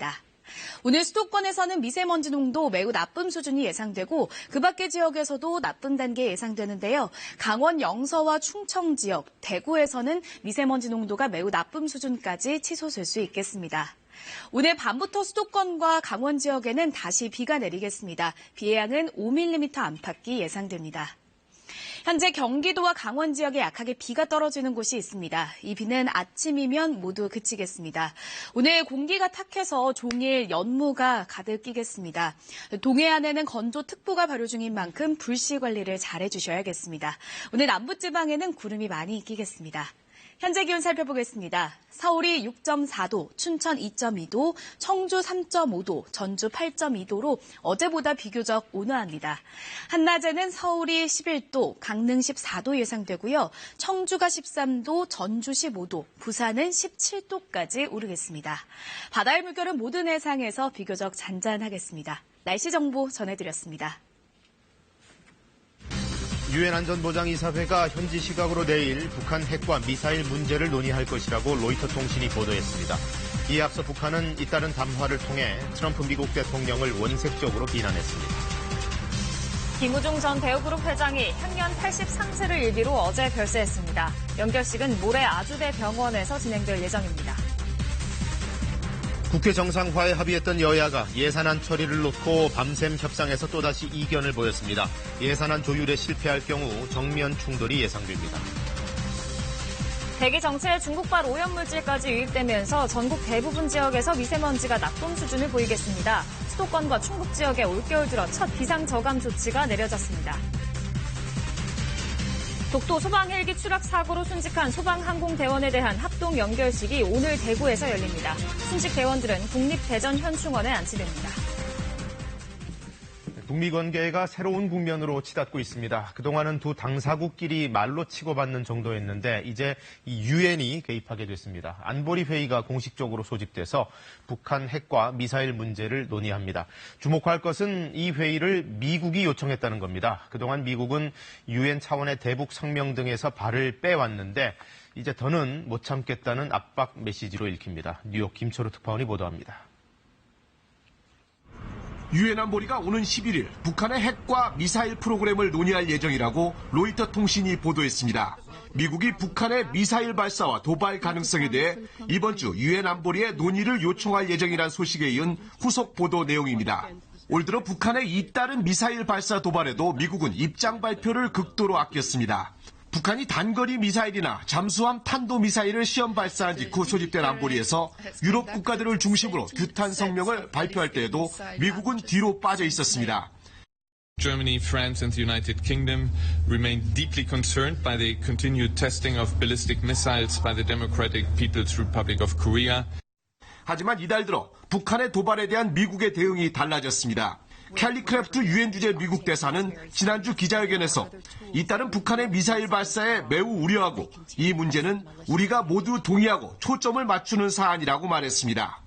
The Security Council, each of us are very concerned about the series of the 13 missiles, the attacks, the ballistic missile launches. 유엔 관계자는 북한의 도발 움직임에 대해 논의가 필요한 시점이란 안보리 이사국들의 공감대가 형성돼 있다고 전했습니다. 이 관계자는 또한 미국의 안보리 소집 요청은 북미 간 대화가 잘 진전되지 않자 이를 촉진시키기 위한 자극으로 해석될 수도 있다고 덧붙였습니다. 동창리 미사일 발사장에서 북한이 중대 시험이 성공적이었다고 발표한 뒤 트럼프 대통령은 북한이 적대적으로 행동하면 모든 걸 잃을 수 있다고 경고했습니다. 뉴욕에서 KBS 뉴스 김철호입니다. 네, 북한은 북한대로 목소리를 높이고 있습니다. 자꾸 도발하면 모든 걸 잃을 거라고 했던 트럼프 대통령의 이 경고에 맞서 북한은 참을성 잃은 늙은이라는 말로 트럼프를 또 자극했습니다. 그 내용은 강푸른 기자가 전해드립니다. 북한은 먼저 1, 2차 북미 정상회담 준비를 총괄했던 김영철의 담화를 통해 강력히 반발했습니다. 표현은 거칠고 원색적이었습니다. 트럼프 대통령을 참을성을 잃은 늙은이, 경솔하고 잘망스런 늙은이로 칭했습니다. 망령든 늑다리로 부를 시기가 다가올 수도 있다고 했습니다. 2년 만에 대통령 호칭도 뺐습니다. 북한이 모든 것을 잃을 수도 있다는 트럼프 대통령 경고에는 북한은 더 이상 잃을 게 없다고 맞받아쳤습니다. 다만 연말이 다가오고 있다며 격돌을 멈추려면 진지한 고민과 계산을 하라고 했습니다. 트럼프 대통령에 대한 김정은 위원장의 인식도 달라질 수 있다면서도 김 위원장은 아직 트럼프 대통령을 향해 비판을 하지 않았다고 밝혔습니다. 협상의 여지는 남긴 겁니다. 뒤이어 리수용 노동당 국제담당 부위원장도 담화를 내고 트럼프 대통령은 막말을 중단해야 한다고 촉구했습니다. 단 연말 시한 이후 김 위원장이 어떤 입장을 취할지는 아직 밝히지 않았다며 대화 가능성은 열어뒀습니다. 북한은 동시에 연말까지 미국의 태도 변화가 없다면 새로운 길을 강행할 의지도 거듭 내비쳤습니다. 북한이 앞으로 할 일에 대해서 트럼프 대통령 발언을 고려할 의사가 전혀 없다며 북한이 행동하면 트럼프 대통령이 놀랄 것이라고 경고했습니다. 북한은 이달 하순 당 중앙위 전원회의를 소집했고 미국에 성탄절 선물을 하겠다고 공언했습니다. 당 전원회의에서 결정된 정책은 내년 1월 1일 신년사로 공표될 것으로 관측됩니다. 다음 주 비건 미 대북정책 특별대표가 방한할 예정인데 북미 관계 악화를 멈추게 할 돌파구를 찾을 수 있을지 주목됩니다. 다음 주가 북미 협상의 분수령이 될 전망입니다. KBS 뉴스 강푸른입니다.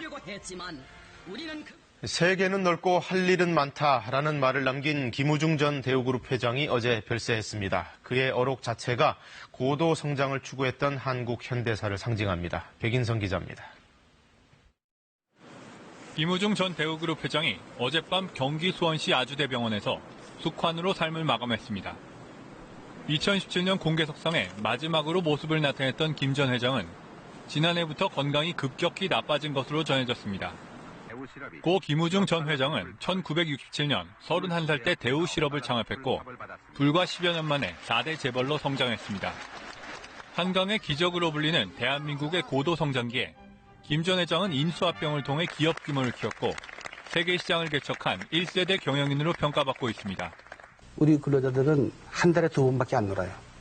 여러분 얘기 들으면 굉장히 나를 비난할지 모르지만은 일요일 날, 4일요일 날도 제대로 다 못 논다 이게. 대우는 한국 재벌들 가운데 가장 적극적으로 동유럽과 동남아 등에 진출했고 이러한 김 회장의 경영 철학을 담은 세계엔 넓고 할 일은 많다는 책은 베스트셀러가 됐습니다. 성장만큼 몰락도 급작스러웠습니다. IMF 구제금융 사태로 자금난을 겪던 중 사상 최대 규모인 41조 원대 분식회계가 드러난 겁니다. 1999년 김 회장이 해외로 도피한 뒤 대우그룹은 해체됐고 6년 뒤 귀국한 김 회장에게 징역 8년 6개월, 추징금 17조 9천억 원이 선고됐습니다. 이후 사면은 받았지만 추징금은 내지 않은 채 베트남 등지를 오가며 살았습니다. 한국 경제에 세계 경영이란 화두를 던졌던 고 김우중 전 회장의 장례는 가족장으로 치러지며 연결식은 12일 아주대병원에서 거행될 예정입니다. KBS 뉴스 백인성입니다. 국회가 오늘 본회의를 열어서 예산안과 민생법안들 처리하기로 어제 3당 합의가 나왔습니다. 그런데 자유한국당 내부에서 이 필리버스터 철회 조건으로 자신들이 참여하는 예산안의 재합의를 요구하는 바람에 그 절차가 밤새도록 또 진행됐습니다. 아직 마무리가 안 된 상태입니다. 정유진 기자가 보도합니다. 여야 합의를 추인하기 위한 자유한국당 의원총회. 2시간 넘는 경론 끝에 우선 내년 예산안이 합의가 돼야 약속대로 필리버스터를 철회하겠다는 결론이 나왔습니다. 예산안이 잘 안 될 경우는 어떻게 할 것이냐. 그건 또 그때 가서 판단하도록 하겠습니다. 예산안 협의 과정에서 자유한국당의 요구가 충분히 받아들여지지 않을 경우 여야의 국회 정상화 합의 자체가 무산될 수 있다는 압박입니다. 가까스로 시작된 예산안 협의는 중단과 속개를 거듭하며 밤새 삐걱댔습니다. 한국당은 전체 예산 규모를 더 줄여야 한다고 주장했고 민주당은 정부의 핵심 정책 예산은 줄일 수 없다고 맞섰습니다. 민주당 전해철 간사는 이견이 엄청나게 많다고, 한국당 이종배 간사는 시간이 더 필요하다고 협상장 분위기를 전했습니다. 민주당은 오늘 낮까지도 한국당과 합의가 안 되면 지난 주말 다른 야당들과 준비해뒀던 예산안을 바로 오늘 본회의에 올려 처리할 계획입니다. 내년도 예산이 처리될 수 없을 것 같으면 우리가 준비한 수정안을 가지고 예산 처리 과정으로 들어간다. 예산안 조율에 실패하고 결과적으로 어제의 합의가 깨진다면 선거법 등 패스트트랙 법안도 본회의에 상정돼 여야의 정면 충돌은 피할 수 없게 됩니다. KBS 뉴스 정유진입니다. 추위가 주춤하자 또 고농도 미세먼지가 날아들었습니다. 수도권과 충북 지역에 올겨울 들어 처음으로 미세먼지 비상저감 조치가 내려졌는데요. 자세한 내용 김진화 기자가 설명해드립니다. 오늘 미세먼지 비상저감 조치가 내려진 곳은 서울과 인천, 경기 등 수도권과 충북 지역입니다. 비상저감 조치는 오전 6시부터 오후 9시까지 유지됩니다. 저감 조치가 내려진 지역에선 행정 공공기관을 대상으로 차량 2부제가 시행됩니다. 오늘은 짝수 날이므로 끝자리가 짝수인 차량만 운행이 가능합니다. 다만 장애인 또는 임산부 차량이나 친환경차 등은 2부제에서 제외됩니다. 서울시는 시청과 구청, 산하기관 등 주차장 400여 곳을 전면 폐쇄할 방침이어서 방문할 때 대중교통을 이용해야 합니다. 또 수도권에선 배출가스 5등급 차량의 운행도 금지됩니다.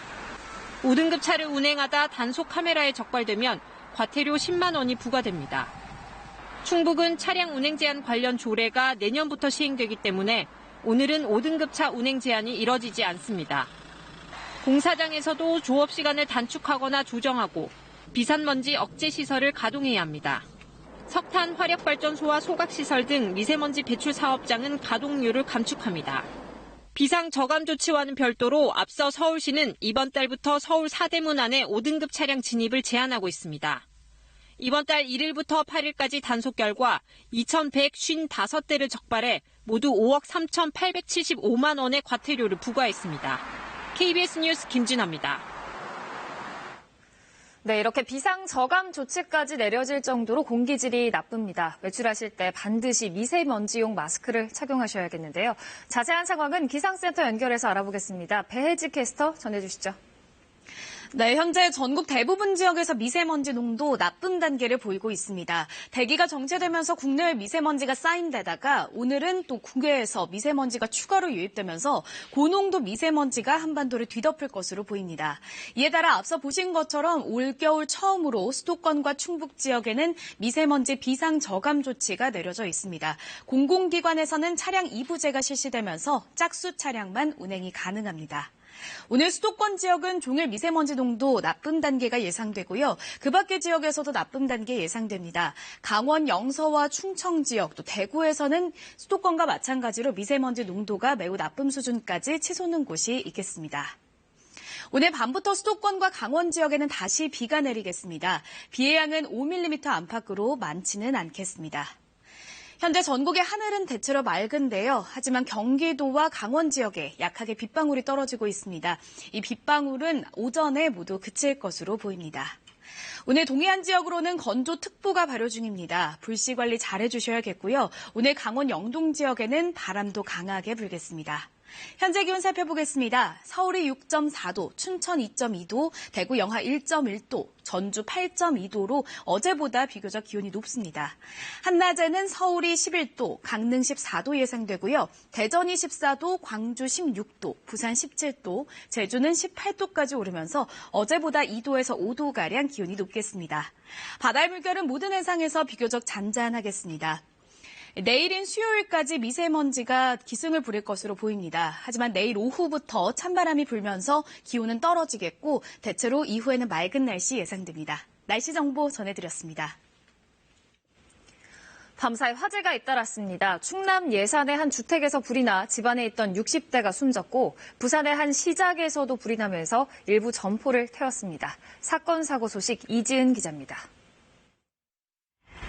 주택 한 채가 붉은 화염에 휩싸였습니다.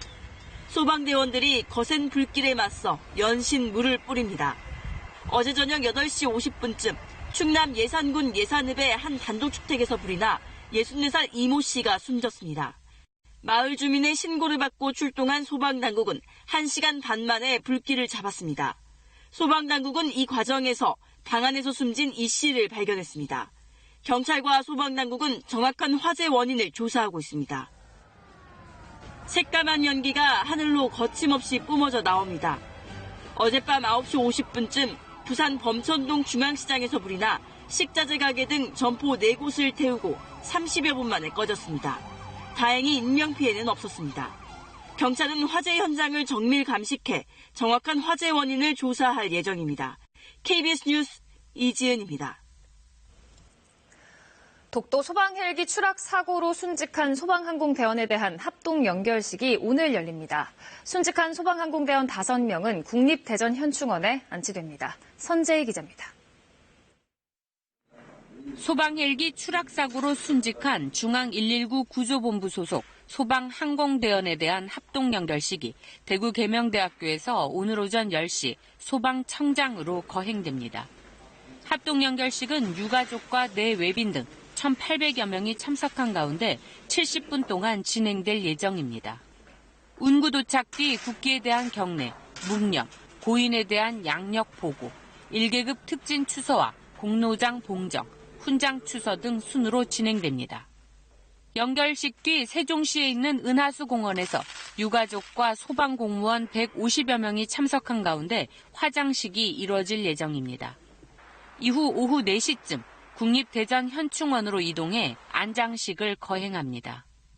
앞서 올해 10월 31일 중앙 119 구조본부 소속 소방 헬기가 응급환자 이송 중 독도 인근 해상에서 추락하면서 소방항공대원 5명과 민간인 2명이 희생됐습니다.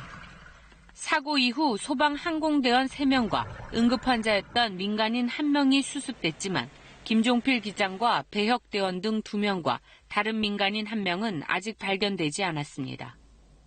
독도 인근 해상 수색 작업은 유가족과 실종자 가족의 뜻에 따라 사고 발생 39일 만인 이달 8일 종료됐습니다.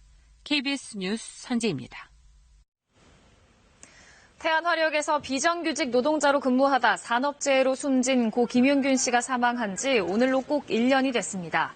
사단법인 김용균 재단과 노동계, 시민사회단체는 오늘 충남 태안군 월북면 태안화력발전소에서 고 김용균 일주기 현장 추모제를 엽니다.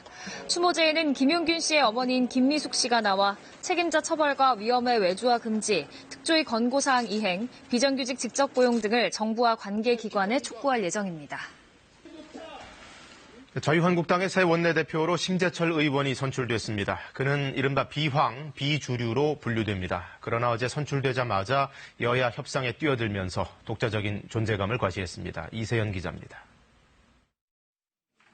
비박계, 비황, 비주류로 통해온 심재철 원내대표. 정견 발표부터 거북한 얘기를 꺼냈습니다. 개파 논쟁은 더 이상 발을 못 붙이게 됩니다. 저는 황심은 없고 황심은 절대 중립이라고 확신합니다. 반대입니다. 경선 전 돌았던 재선의 김선동, 초선의 김종석 조가 황심이란 소문을 겨냥한 겁니다. 무엇보다 이 발언이 주목받았습니다. 제가 원내대표가 되면은 의원님들께서 선수로, 지역으로 부당하게 차별당하지 않도록 황 대표님께 직언하겠습니다. 결국 106표 중 52표를 얻어 강석호, 김선동 후보를 크게 앞섰습니다. 당내에선 반황교안 심리가 작용했다는 분석입니다. 초재선 중심의 당직 인선과 나경원 원내대표 교체 등 그동안 황 대표가 보여준 리더십에 맞서는 견제표란 겁니다. 특히 3선 이상을 중심으로 친황 탈피 요구의 표출, 초보적인 참모들을 둔 황 대표의 전략 실패라는 얘기도 나왔습니다. 하지만 황 대표는 아랑곳하지 않고 현역 50% 물갈이론을 꺼내들었습니다. 총선 기획단이 현역 의원 50% 이상 교체 방침을 발표한 바가 있습니다. 우리가 그 이상도 감내할 각오를 가져야 하겠습니다. 당장 여당에 대해 이기는 협상을 하겠다는 심 원내대표. 당 내에선 중진들과 황 대표 사이의 갈등을 어떻게 풀지도 관심입니다. KBS 뉴스 이세연입니다. 유재수 전 부산시 부시장 감찰 무마 의혹과 관련해 당시 청와대 책임 라인에 있던 조국 전 민정수석이 곧 소환 조사를 받을 것으로 보입니다. 윤건영 현 청와대 국정상황실장도 조사를 마쳤습니다. 최유경 기자의 보도입니다. 검찰은 최근 김경수 경남지사, 윤건영 국정기획상황실장, 천경득 선임행정관을 모두 불러 조사했습니다. 세 사람은 유재수 전 부산부시장과의 인연으로 감찰 중단에 관련됐을 것으로 검찰이 의심하는 인물들입니다. 세 사람은 그러나 검찰 조사에서 관련 의혹을 모두 부인했습니다.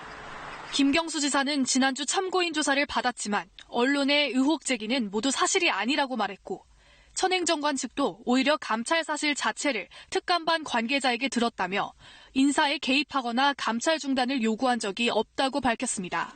감찰 중단과 관련해 백원우 전 민정비서관, 박형철 반부패 비서관도 이미 검찰 조사를 마쳤습니다. 박형철 비서관은 감찰 중단이 아닌 수사 의뢰 의견을 제시했고, 백원우 전 비서관은 사표를 받고 마무리하자는 의견을 제시했다고 검찰에 진술한 것으로 알려졌습니다. 당시 청와대 감찰의 최종 책임자는 조국 전 민정수석이었습니다. 검찰은 이르면 이번 주 조 전 수석을 불러 법률적 재량권을 넘어 사적 동기 등에 의해 감찰 중단을 지시했는지 여부를 조사할 것으로 보입니다. 조국 전 수석 측은 그동안 3명이 협의해 함께 내린 결정이었다고 주장해왔습니다.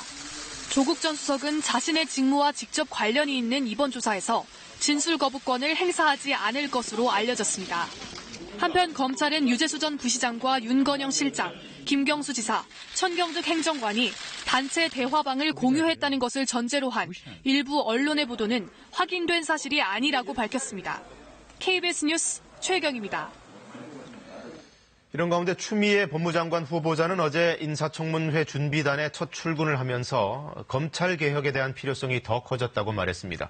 특히 윤석열 검찰총장과는 헌법상 기관 간의 관계라고 하면서 법무부 장관의 권한을 강조했습니다. 보도에 김수현 기자입니다.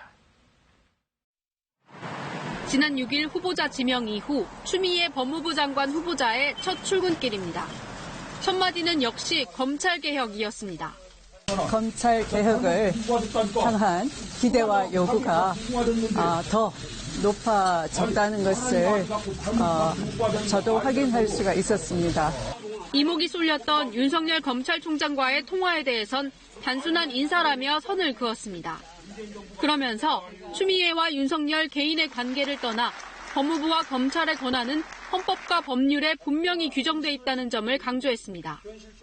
헌법과 법률에 위임받은 권한을 상호간에 존중하고 또 잘 행사하고 최선을 다하는 것이 국민을 위한 길이라고 생각할 것입니다. 장관으로 취임하면 국민의 이름으로 검찰개혁을 강력히 추진하겠다는 의지로 해석됩니다. 가장 강력한 수단은 인사권입니다.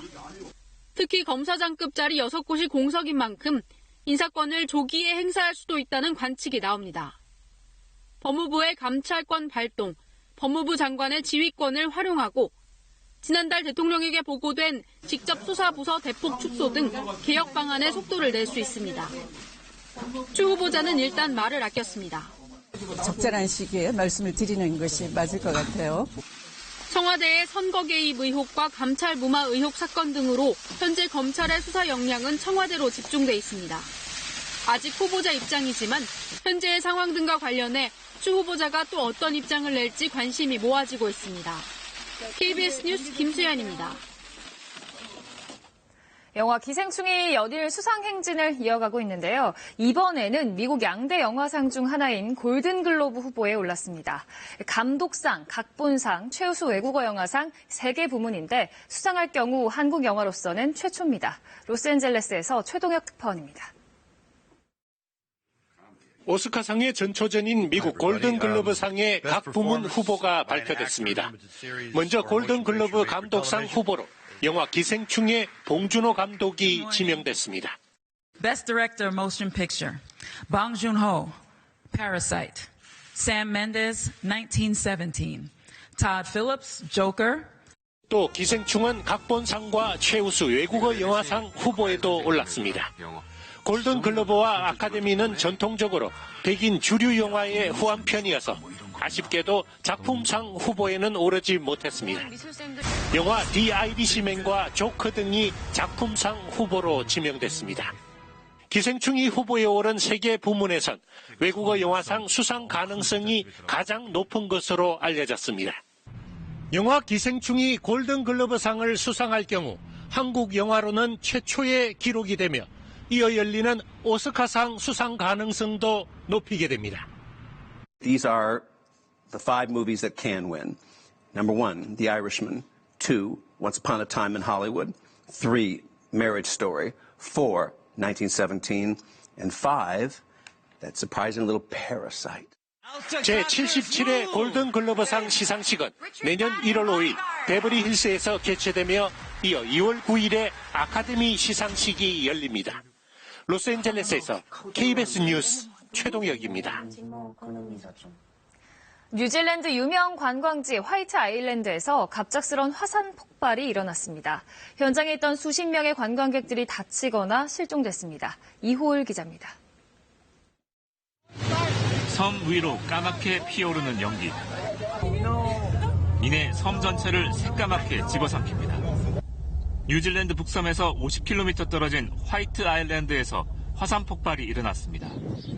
화산재와 가스가 3,600m 상공까지 치솟을 정도로 폭발은 강력했습니다.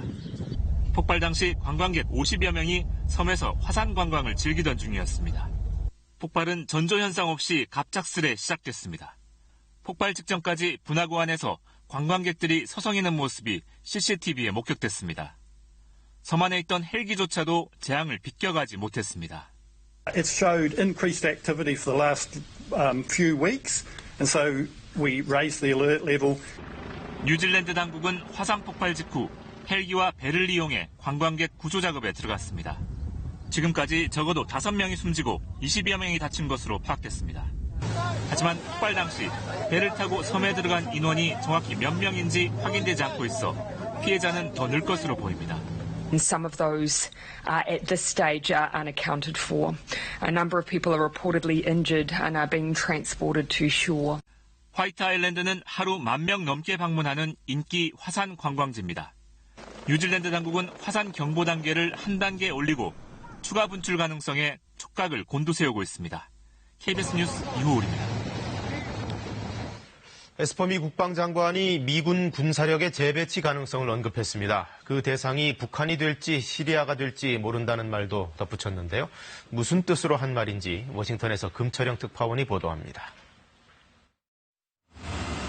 에스퍼 장관의 북한 관련 발언은 이란의 위협에 대응하기 위해 미군 14,000명 추가 파병을 검토하고 있다는 일부 언론 보도 내용을 부인하는 과정에서 나왔습니다. 전 세계 상황에 따라 군사력 증감은 계속 조정하는 것이라면서 중동뿐 아니라 북한이나 시리아 등 그 대상은 어디가 될지 모른다면서 북한을 언급한 겁니다. 자신은 항상 군사력 배치를 검토하고 있다며 그런 일은 일상적으로 일어난다고도 했습니다. 그러면서 주한미군 사령관 그리고 중동 지역 주둔 사령관들과 그런 대화를 해왔다고 했습니다. 분쟁 등 상황 발생의 신호가 온다면이란 전제를 달았지만 그 예 가운데 하나로 북한을 언급한 건 이례적입니다. 미 국방부는 지난 6일 에스퍼 장관이 캘리포니아로 가는 기내에서 동행 기자들과 가졌던 이 같은 질의응답 내용을 현지 시간 8일 공개했습니다. 에스퍼 장관은 지난달 북한과의 비핵화 협상을 위한 외교에 공간을 마련해주기 위해 군사훈련 등을 축소 또는 유예할 수 있다는 취지의 발언을 했고 그 뒤 한미연합 군사훈련은 연기된 바 있습니다. 에스퍼 장관의 발언이 북미 협상과 외교를 얘기해왔던 그동안의 미 행정부 기조에서 변화를 의미하는지는 알 수 없습니다. 다만 북한과 말대말 공방의 수위가 높아지는 가운데 나온 것이어서 발언 배경에 관심이 모아지고 있습니다. 워싱턴에서 KBS 뉴스 김철영입니다. 지금 세계는입니다. 대선 선거 조작 논란으로 해외 망명 중인 볼리비아의 모랄레스 전 대통령이 인터폴의 수배 명단에 올랐습니다. 마약 거래 등 테러 혐의입니다. 상파울루에서 이재환 특파원입니다. 지난달 10일 대통령직에서 물러나 멕시코로 망명한 볼리비아 모랄레스 전 대통령입니다. 볼리비아 현지 언론은 모랄레스 전 대통령이 국제형사경찰기구 인터폴의 수배 명단에 올랐다고 보도했습니다. 모랄레스의 혐의는 마약 거래를 포함한 테러입니다. 볼리비아 과도 정부는 지난달부터 인터폴에 수배를 요청해왔습니다. Entiendo perfectamente. Aquí es una lucha ideológica, programática. 모랄레스는 지난 6일 멕시코를 떠나 쿠바를 방문 중인 것으로 알려졌지만 정확한 소재는 파악되지 않고 있습니다.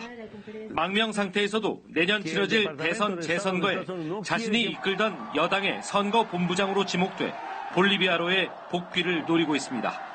하지만 과도 정부는 최근 미주기구 보고서를 통해 지난 대선에서 선거 조작이 입증됐다며 법의 심판을 받아야 한다고 맞섰습니다.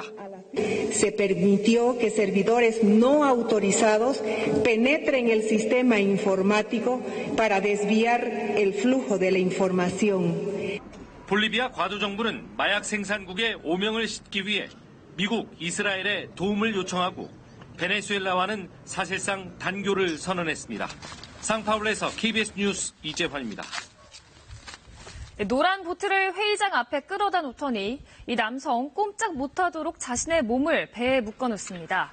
스페인 마드리드에서 열리고 있는 유엔 기후변화협약 당사국 총회장 앞에서 기후변화에 대한 긴급 조치를 요구하는 운동가들인데요.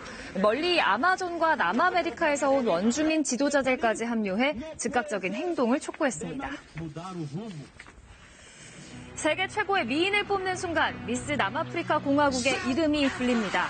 흑인 모델로는 8년 만에 미스 유니버스 왕관을 차지한 조지빈이 통지. 자신과 같은 피부색과 머릿결을 가진 여성들이 아름답다고 여겨지지 않는 세상에서 자라났지만 오늘로 그런 생각을 끝내야 한다라는 멋진 소감을 밝혔습니다. 공항 아래를 통과하는 터널에 물이 차올랐습니다. 한 남성은 아예 서핑보트를 띄어 터널을 통과하지만 트럭들은 꼼짝없이 갇히고 말았습니다. 주말부터 이어진 강한 비바람에 거리 곳곳이 강처럼 변해버린 레바논의 수도 베이루트. 자동차, 집안 할 것 없이 물이 들어와 크고 작은 피해가 잇따랐습니다. 지금 세계는 이었습니다. 네, 아파트를 분양받을 때 발코니 확장은 옵션이라고 해서 선택사항이 되는데요. 이걸 신청하지 않았다고 해서 이 발코니 3시까지 설치를 안 해주는 경우가 있다고 합니다. 입주하고 나서 알게 된다면 정말 황당한 일이 될 텐데 분양 계약 당시에 아주 꼼꼼히 확인을 하셔야 한다고 합니다. 신지수 기자가 취재했습니다. 750여 가구가 2달 전 입주를 시작한 신축 아파트입니다. 기대를 갖고 집에 들어선 이모 씨는 깜짝 놀랐습니다. 발코니 쪽이 뻥 뚫려 있었기 때문입니다. 이 샤시가 왜 안 돼 있지? 했어요. 마치 유령의 집 같은 느낌이었어요. 딴짓 다 돼 있었잖아요. 옆동의 다른 집도 비슷한 상황. 집안인데 머리카락이 바람에 흩날립니다. 창틀도 없는 공간 사이로 손을 뻗으면 그대로 삐져나옵니다. 무심코 발코니 확장을 선택하지 않은 게 화근이었습니다. 확장을 안 하면 건설사에서 셰시도 설치해주지 않는다는 겁니다. 따로 셰시를 설치하려 알아보니 발코니 확장 비용의 절반 가까이가 든다고 했습니다. 샤시를 혼자 하려고 하다 보니까 금액도 만만치가 않고 확장을 안 하면은 살 수 없게끔 그렇게 지금 구조가 돼버렸어요. 건설사는 확장을 하면 셰시를 제공한다고 계약서 등에 명시했다는 입장입니다. 단번주택에 발코니 확장 시 제공되는 옵션 품목에 대한 설명들이 다 고지가 되어 있었고 계약 시에도 하지만 더 명확한 설명이 필요하다는 지적이 나옵니다. 설명을 해야죠. 설명을 안 하려면 그 부분에 대해서는 모형이라도 국내 건설사 대부분은 발코니 확장을 하지 않으면 셰시도 설치해주지 않기 때문에 분양자들도 옵션을 꼭 따져봐야 합니다. KBS 뉴스 신지수입니다. 네, 국내 프로야구 골든글러브 시상식에서 린드블럼이 2년 연속으로 투수 부문을 수상했습니다. 그 밖에 양의지, 김하성 등이 영예를 안았습니다. 신수빈 기자가 보도합니다. 한국에서의 마지막 무대.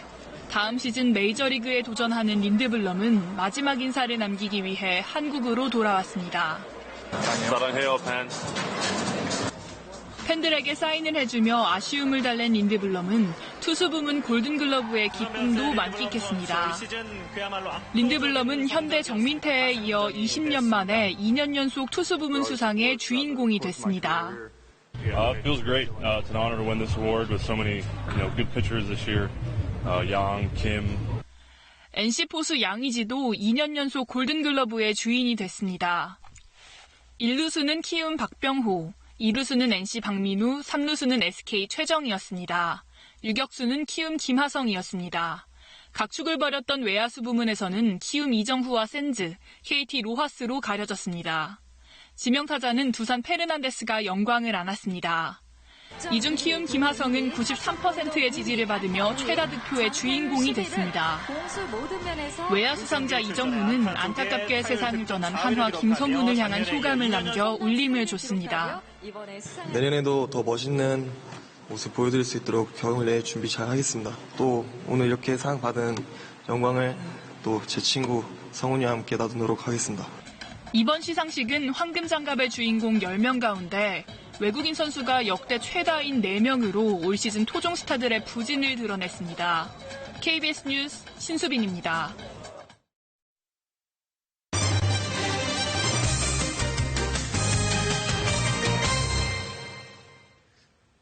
강원도 춘천에선 시장 관용차를 새로 구입했는데요. 1,500만 원 가까이 들여 시장 자리 좌석에 안마의자를 설치했습니다. 그것도 불법 개조입니다. 김영중 기자입니다. 춘천시청 지하주차장에 검은색 고급 승합차가 세워져 있습니다. 이재수 현 춘천시장의 새 관용차입니다. 7인승에 배기량 3,340cc, 구입 가격은 5,500만 원입니다. 춘천시는 지난달 이 차를 사면서 시장이 타는 조수석 뒷자리를 개조했습니다. 원래 있던 좌석을 떼내고 허리 안마 기능과 다리 발판이 있는 새 좌석을 설치한 겁니다. 개조 비용만 1,480만 원이 들었습니다. 편안하게 우리 할 수 있는 의자를 교체하겠습니다. 이렇게 해서 그리고 적법하게 가능하면 해봐 이렇게만 말씀하셨지. 이 의자는 개조 허가도 받지 않아 불법 개조에 해당되는 데다 시장 의전치고는 과도한 예산 낭비라는 지적입니다. 황제 의전이라는 명목하에 불법 개조를 자행하면서 1,480만 원에는 시민의 혈세가 들어가 있기 때문에 행정상 절차상으로 모든 것에 문제가 크다고.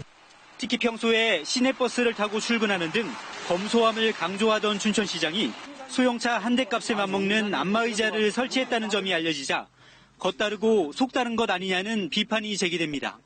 이런 일이 자행되는 것은 시장의 어떤 난맥상이라고 보입니다. 그래서 이 부분은 시장이 반드시 입장 표명이 필요하다. 그리고 시민들한테 사과를 해야 될 것이고. 춘천시는 불법 개조 문제에 대해선 법에 맞게 등록을 하겠다면서도 예산 낭비라는 지적에 대해선 별다른 입장을 내놓지 않고 있습니다. KBS 뉴스 김영준입니다. 학교 안에서 갑자기 내려온 방화 셔틀에 깔려 2달 넘게 의식을 찾지 못하는 홍서홍 군의 안타까운 사연 보도해드렸습니다. 학교 시설 문제로 사고를 당했는데 부모가 매달 수백만 원의 간병비도 부담해야 한다고 합니다. 천연수 기자가 취재했습니다. 지난 9월 말 경남 김해의 한 초등학교 안에서 갑자기 내려온 방화 셔틀에 끼임 사고를 당한 지 70여일째. 9살 서홍이는 여전히 의식을 찾지 못하고 깊이 잠든 듯 누워 있습니다. 무의식 속에 하루에도 수차례 찾아오는 온몸 강직 때문에 병상은 잠시도 비울 수 없습니다. 하루의 절반은 어머니가, 나머지는 간병인이 돌봅니다. 간병인 비용은 서홍이 가족이 내고 있습니다. 병원비 외적으로는 그 지원도 없고요. 제가 왜 이렇게 하고 있는지 모르겠어요. 학교안전공제회는 의료보험 급여 항목만 지급하고 비급여는 부담하지 않습니다. 치료 목적인 입원비와 주사비, 약제비 등은 모두 지급됩니다. 하지만 간병비는 비급여라 제외되고 영양제와 소모물품 등도 안 됩니다. 매일 병원을 다니는 부모의 교통비나 식비, 숙박비 등도 지급 대상이 아닙니다. 한 달 약 500만 원이 고스란히 병간호에 들고 있는 겁니다. 뇌 손상을 입은 서홍이가 언제 깨어날지 몰라 앞으로 얼마나 더 들지도 알 수 없습니다. 경상남도 교육청도 모금 이외의 방법을 찾고는 있지만 근본 대책은 아직 없습니다. 우호적으로 할 수 있는 규정을 다시 한번 꼼꼼하게 찾아봐라고 내가 지시를 해놨습니다. 대답 없는 나이에 간병만으로도 감당하기 어려운 고통인데 생활고까지 걱정해야 하는 상황. 등굣길에 갑자기 찾아온 서홍이 5가족의 아픔이 갈수록 깊어지고 있습니다. KBS 뉴스 전현수입니다. 지하철에서 불이 나면 자욱한 연기 때문에 앞을 분간하기 어려워 대피가 쉽지 않은데요. 인공지능 기술로 실시간 가장 안전한 대피로를 알려주는 기술이 개발됐습니다. 보도에 한솔 기자입니다. 지하철 입구에서 희뿌연 연기가 솟아오릅니다. 지난 10월 서울 지하철 3호선 매봉역 안에서 불이 나 시민 20여 명이 긴급 대피했습니다. 이처럼 지하철 역사에서 불이 나면 연기나 정전으로 시야가 제한돼 빠른 대피가 어려웠습니다. 한국기계연구원이 인공지능으로 위험 요소를 평가해 실시간으로 대피로를 안내하는 기술을 개발하고 시연회를 열었습니다. 고정된 형태로 출구만 표시하는 기존 안내등과 달리 가장 안전하고 가까운 대피로를 찾아 눈에 잘 들어오게 표시하는 기술입니다. 인공지능과 레이저 표시를 통해서 시시각각 변하는 화재 상태를 반영해서 가장 안전하고 짧은 거리를 선택을 해줄 뿐만 아니고 핵심은 역사 천장에 달린 30여 개의 인공지능 센서가 온도나 일산화탄소, 연기 농도 등을 측정해 가장 적절한 대피로를 알려주는 겁니다. 센서가 수집한 정보가 영무실 내 인공지능 시스템으로 전달돼 대피로를 정하면 천장의 녹색 유도 등에서 바닥으로 레이저를 쏘아 대피로를 표시해줍니다. 좀 설명을 들었으니까 만약에 화재가 나면은 그걸 따라서 안전하게 대피할 것 같아요. 한국기계연구원은 이 기술을 기업에 이전해 상용화하기로 한 가운데 복잡한 지하철 역사에서 불이 났을 때 인명을 구하는 데 큰 도움이 될 것으로 기대하고 있습니다. KBS 뉴스 한솔입니다. 수원시가 전국 최대 규모의 전기버스 충전소를 마련하고 올해 30여 대의 전기버스를 도입했습니다. 미세먼지와 온실가스 감축 효과가 기대되는데 2022년까지 시내버스 1000여 대를 전기버스로 교체합니다. 김기훈 기자입니다. 지난 10월부터 수원 시내에서 운영 중인 전기버스입니다. 버스 안에는 일단 되게 조용하고 해서 되게 안정적인 그런 안정감이 있고요.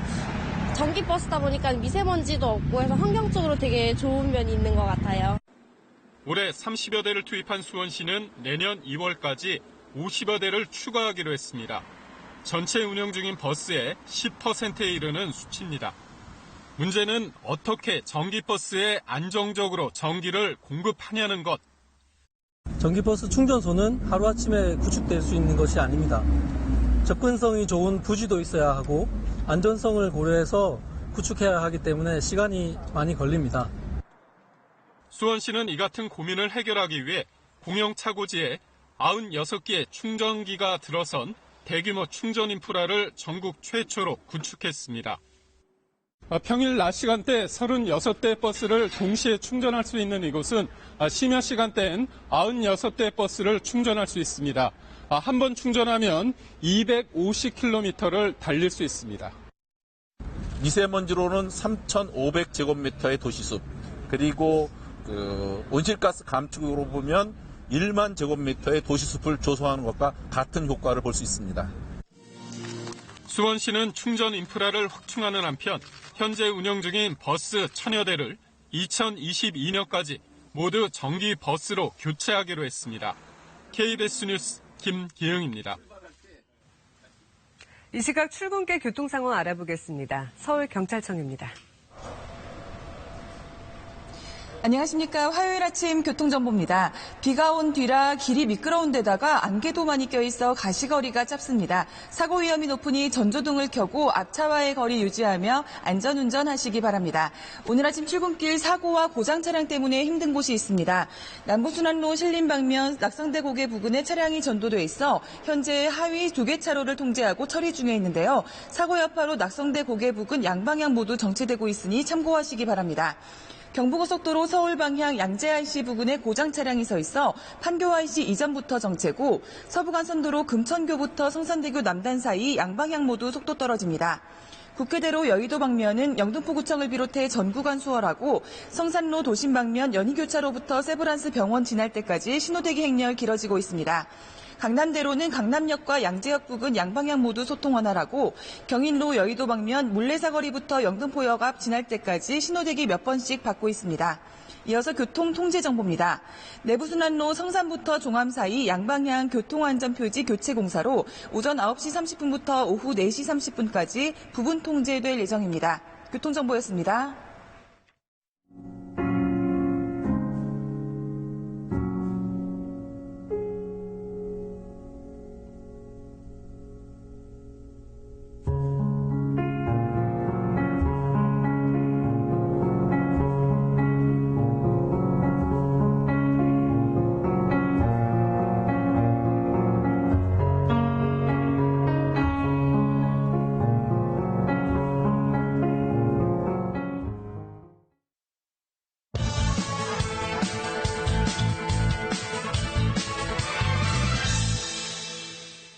서울 광화문과 서초동 집회에 가보신 분들은 금방 아실 겁니다.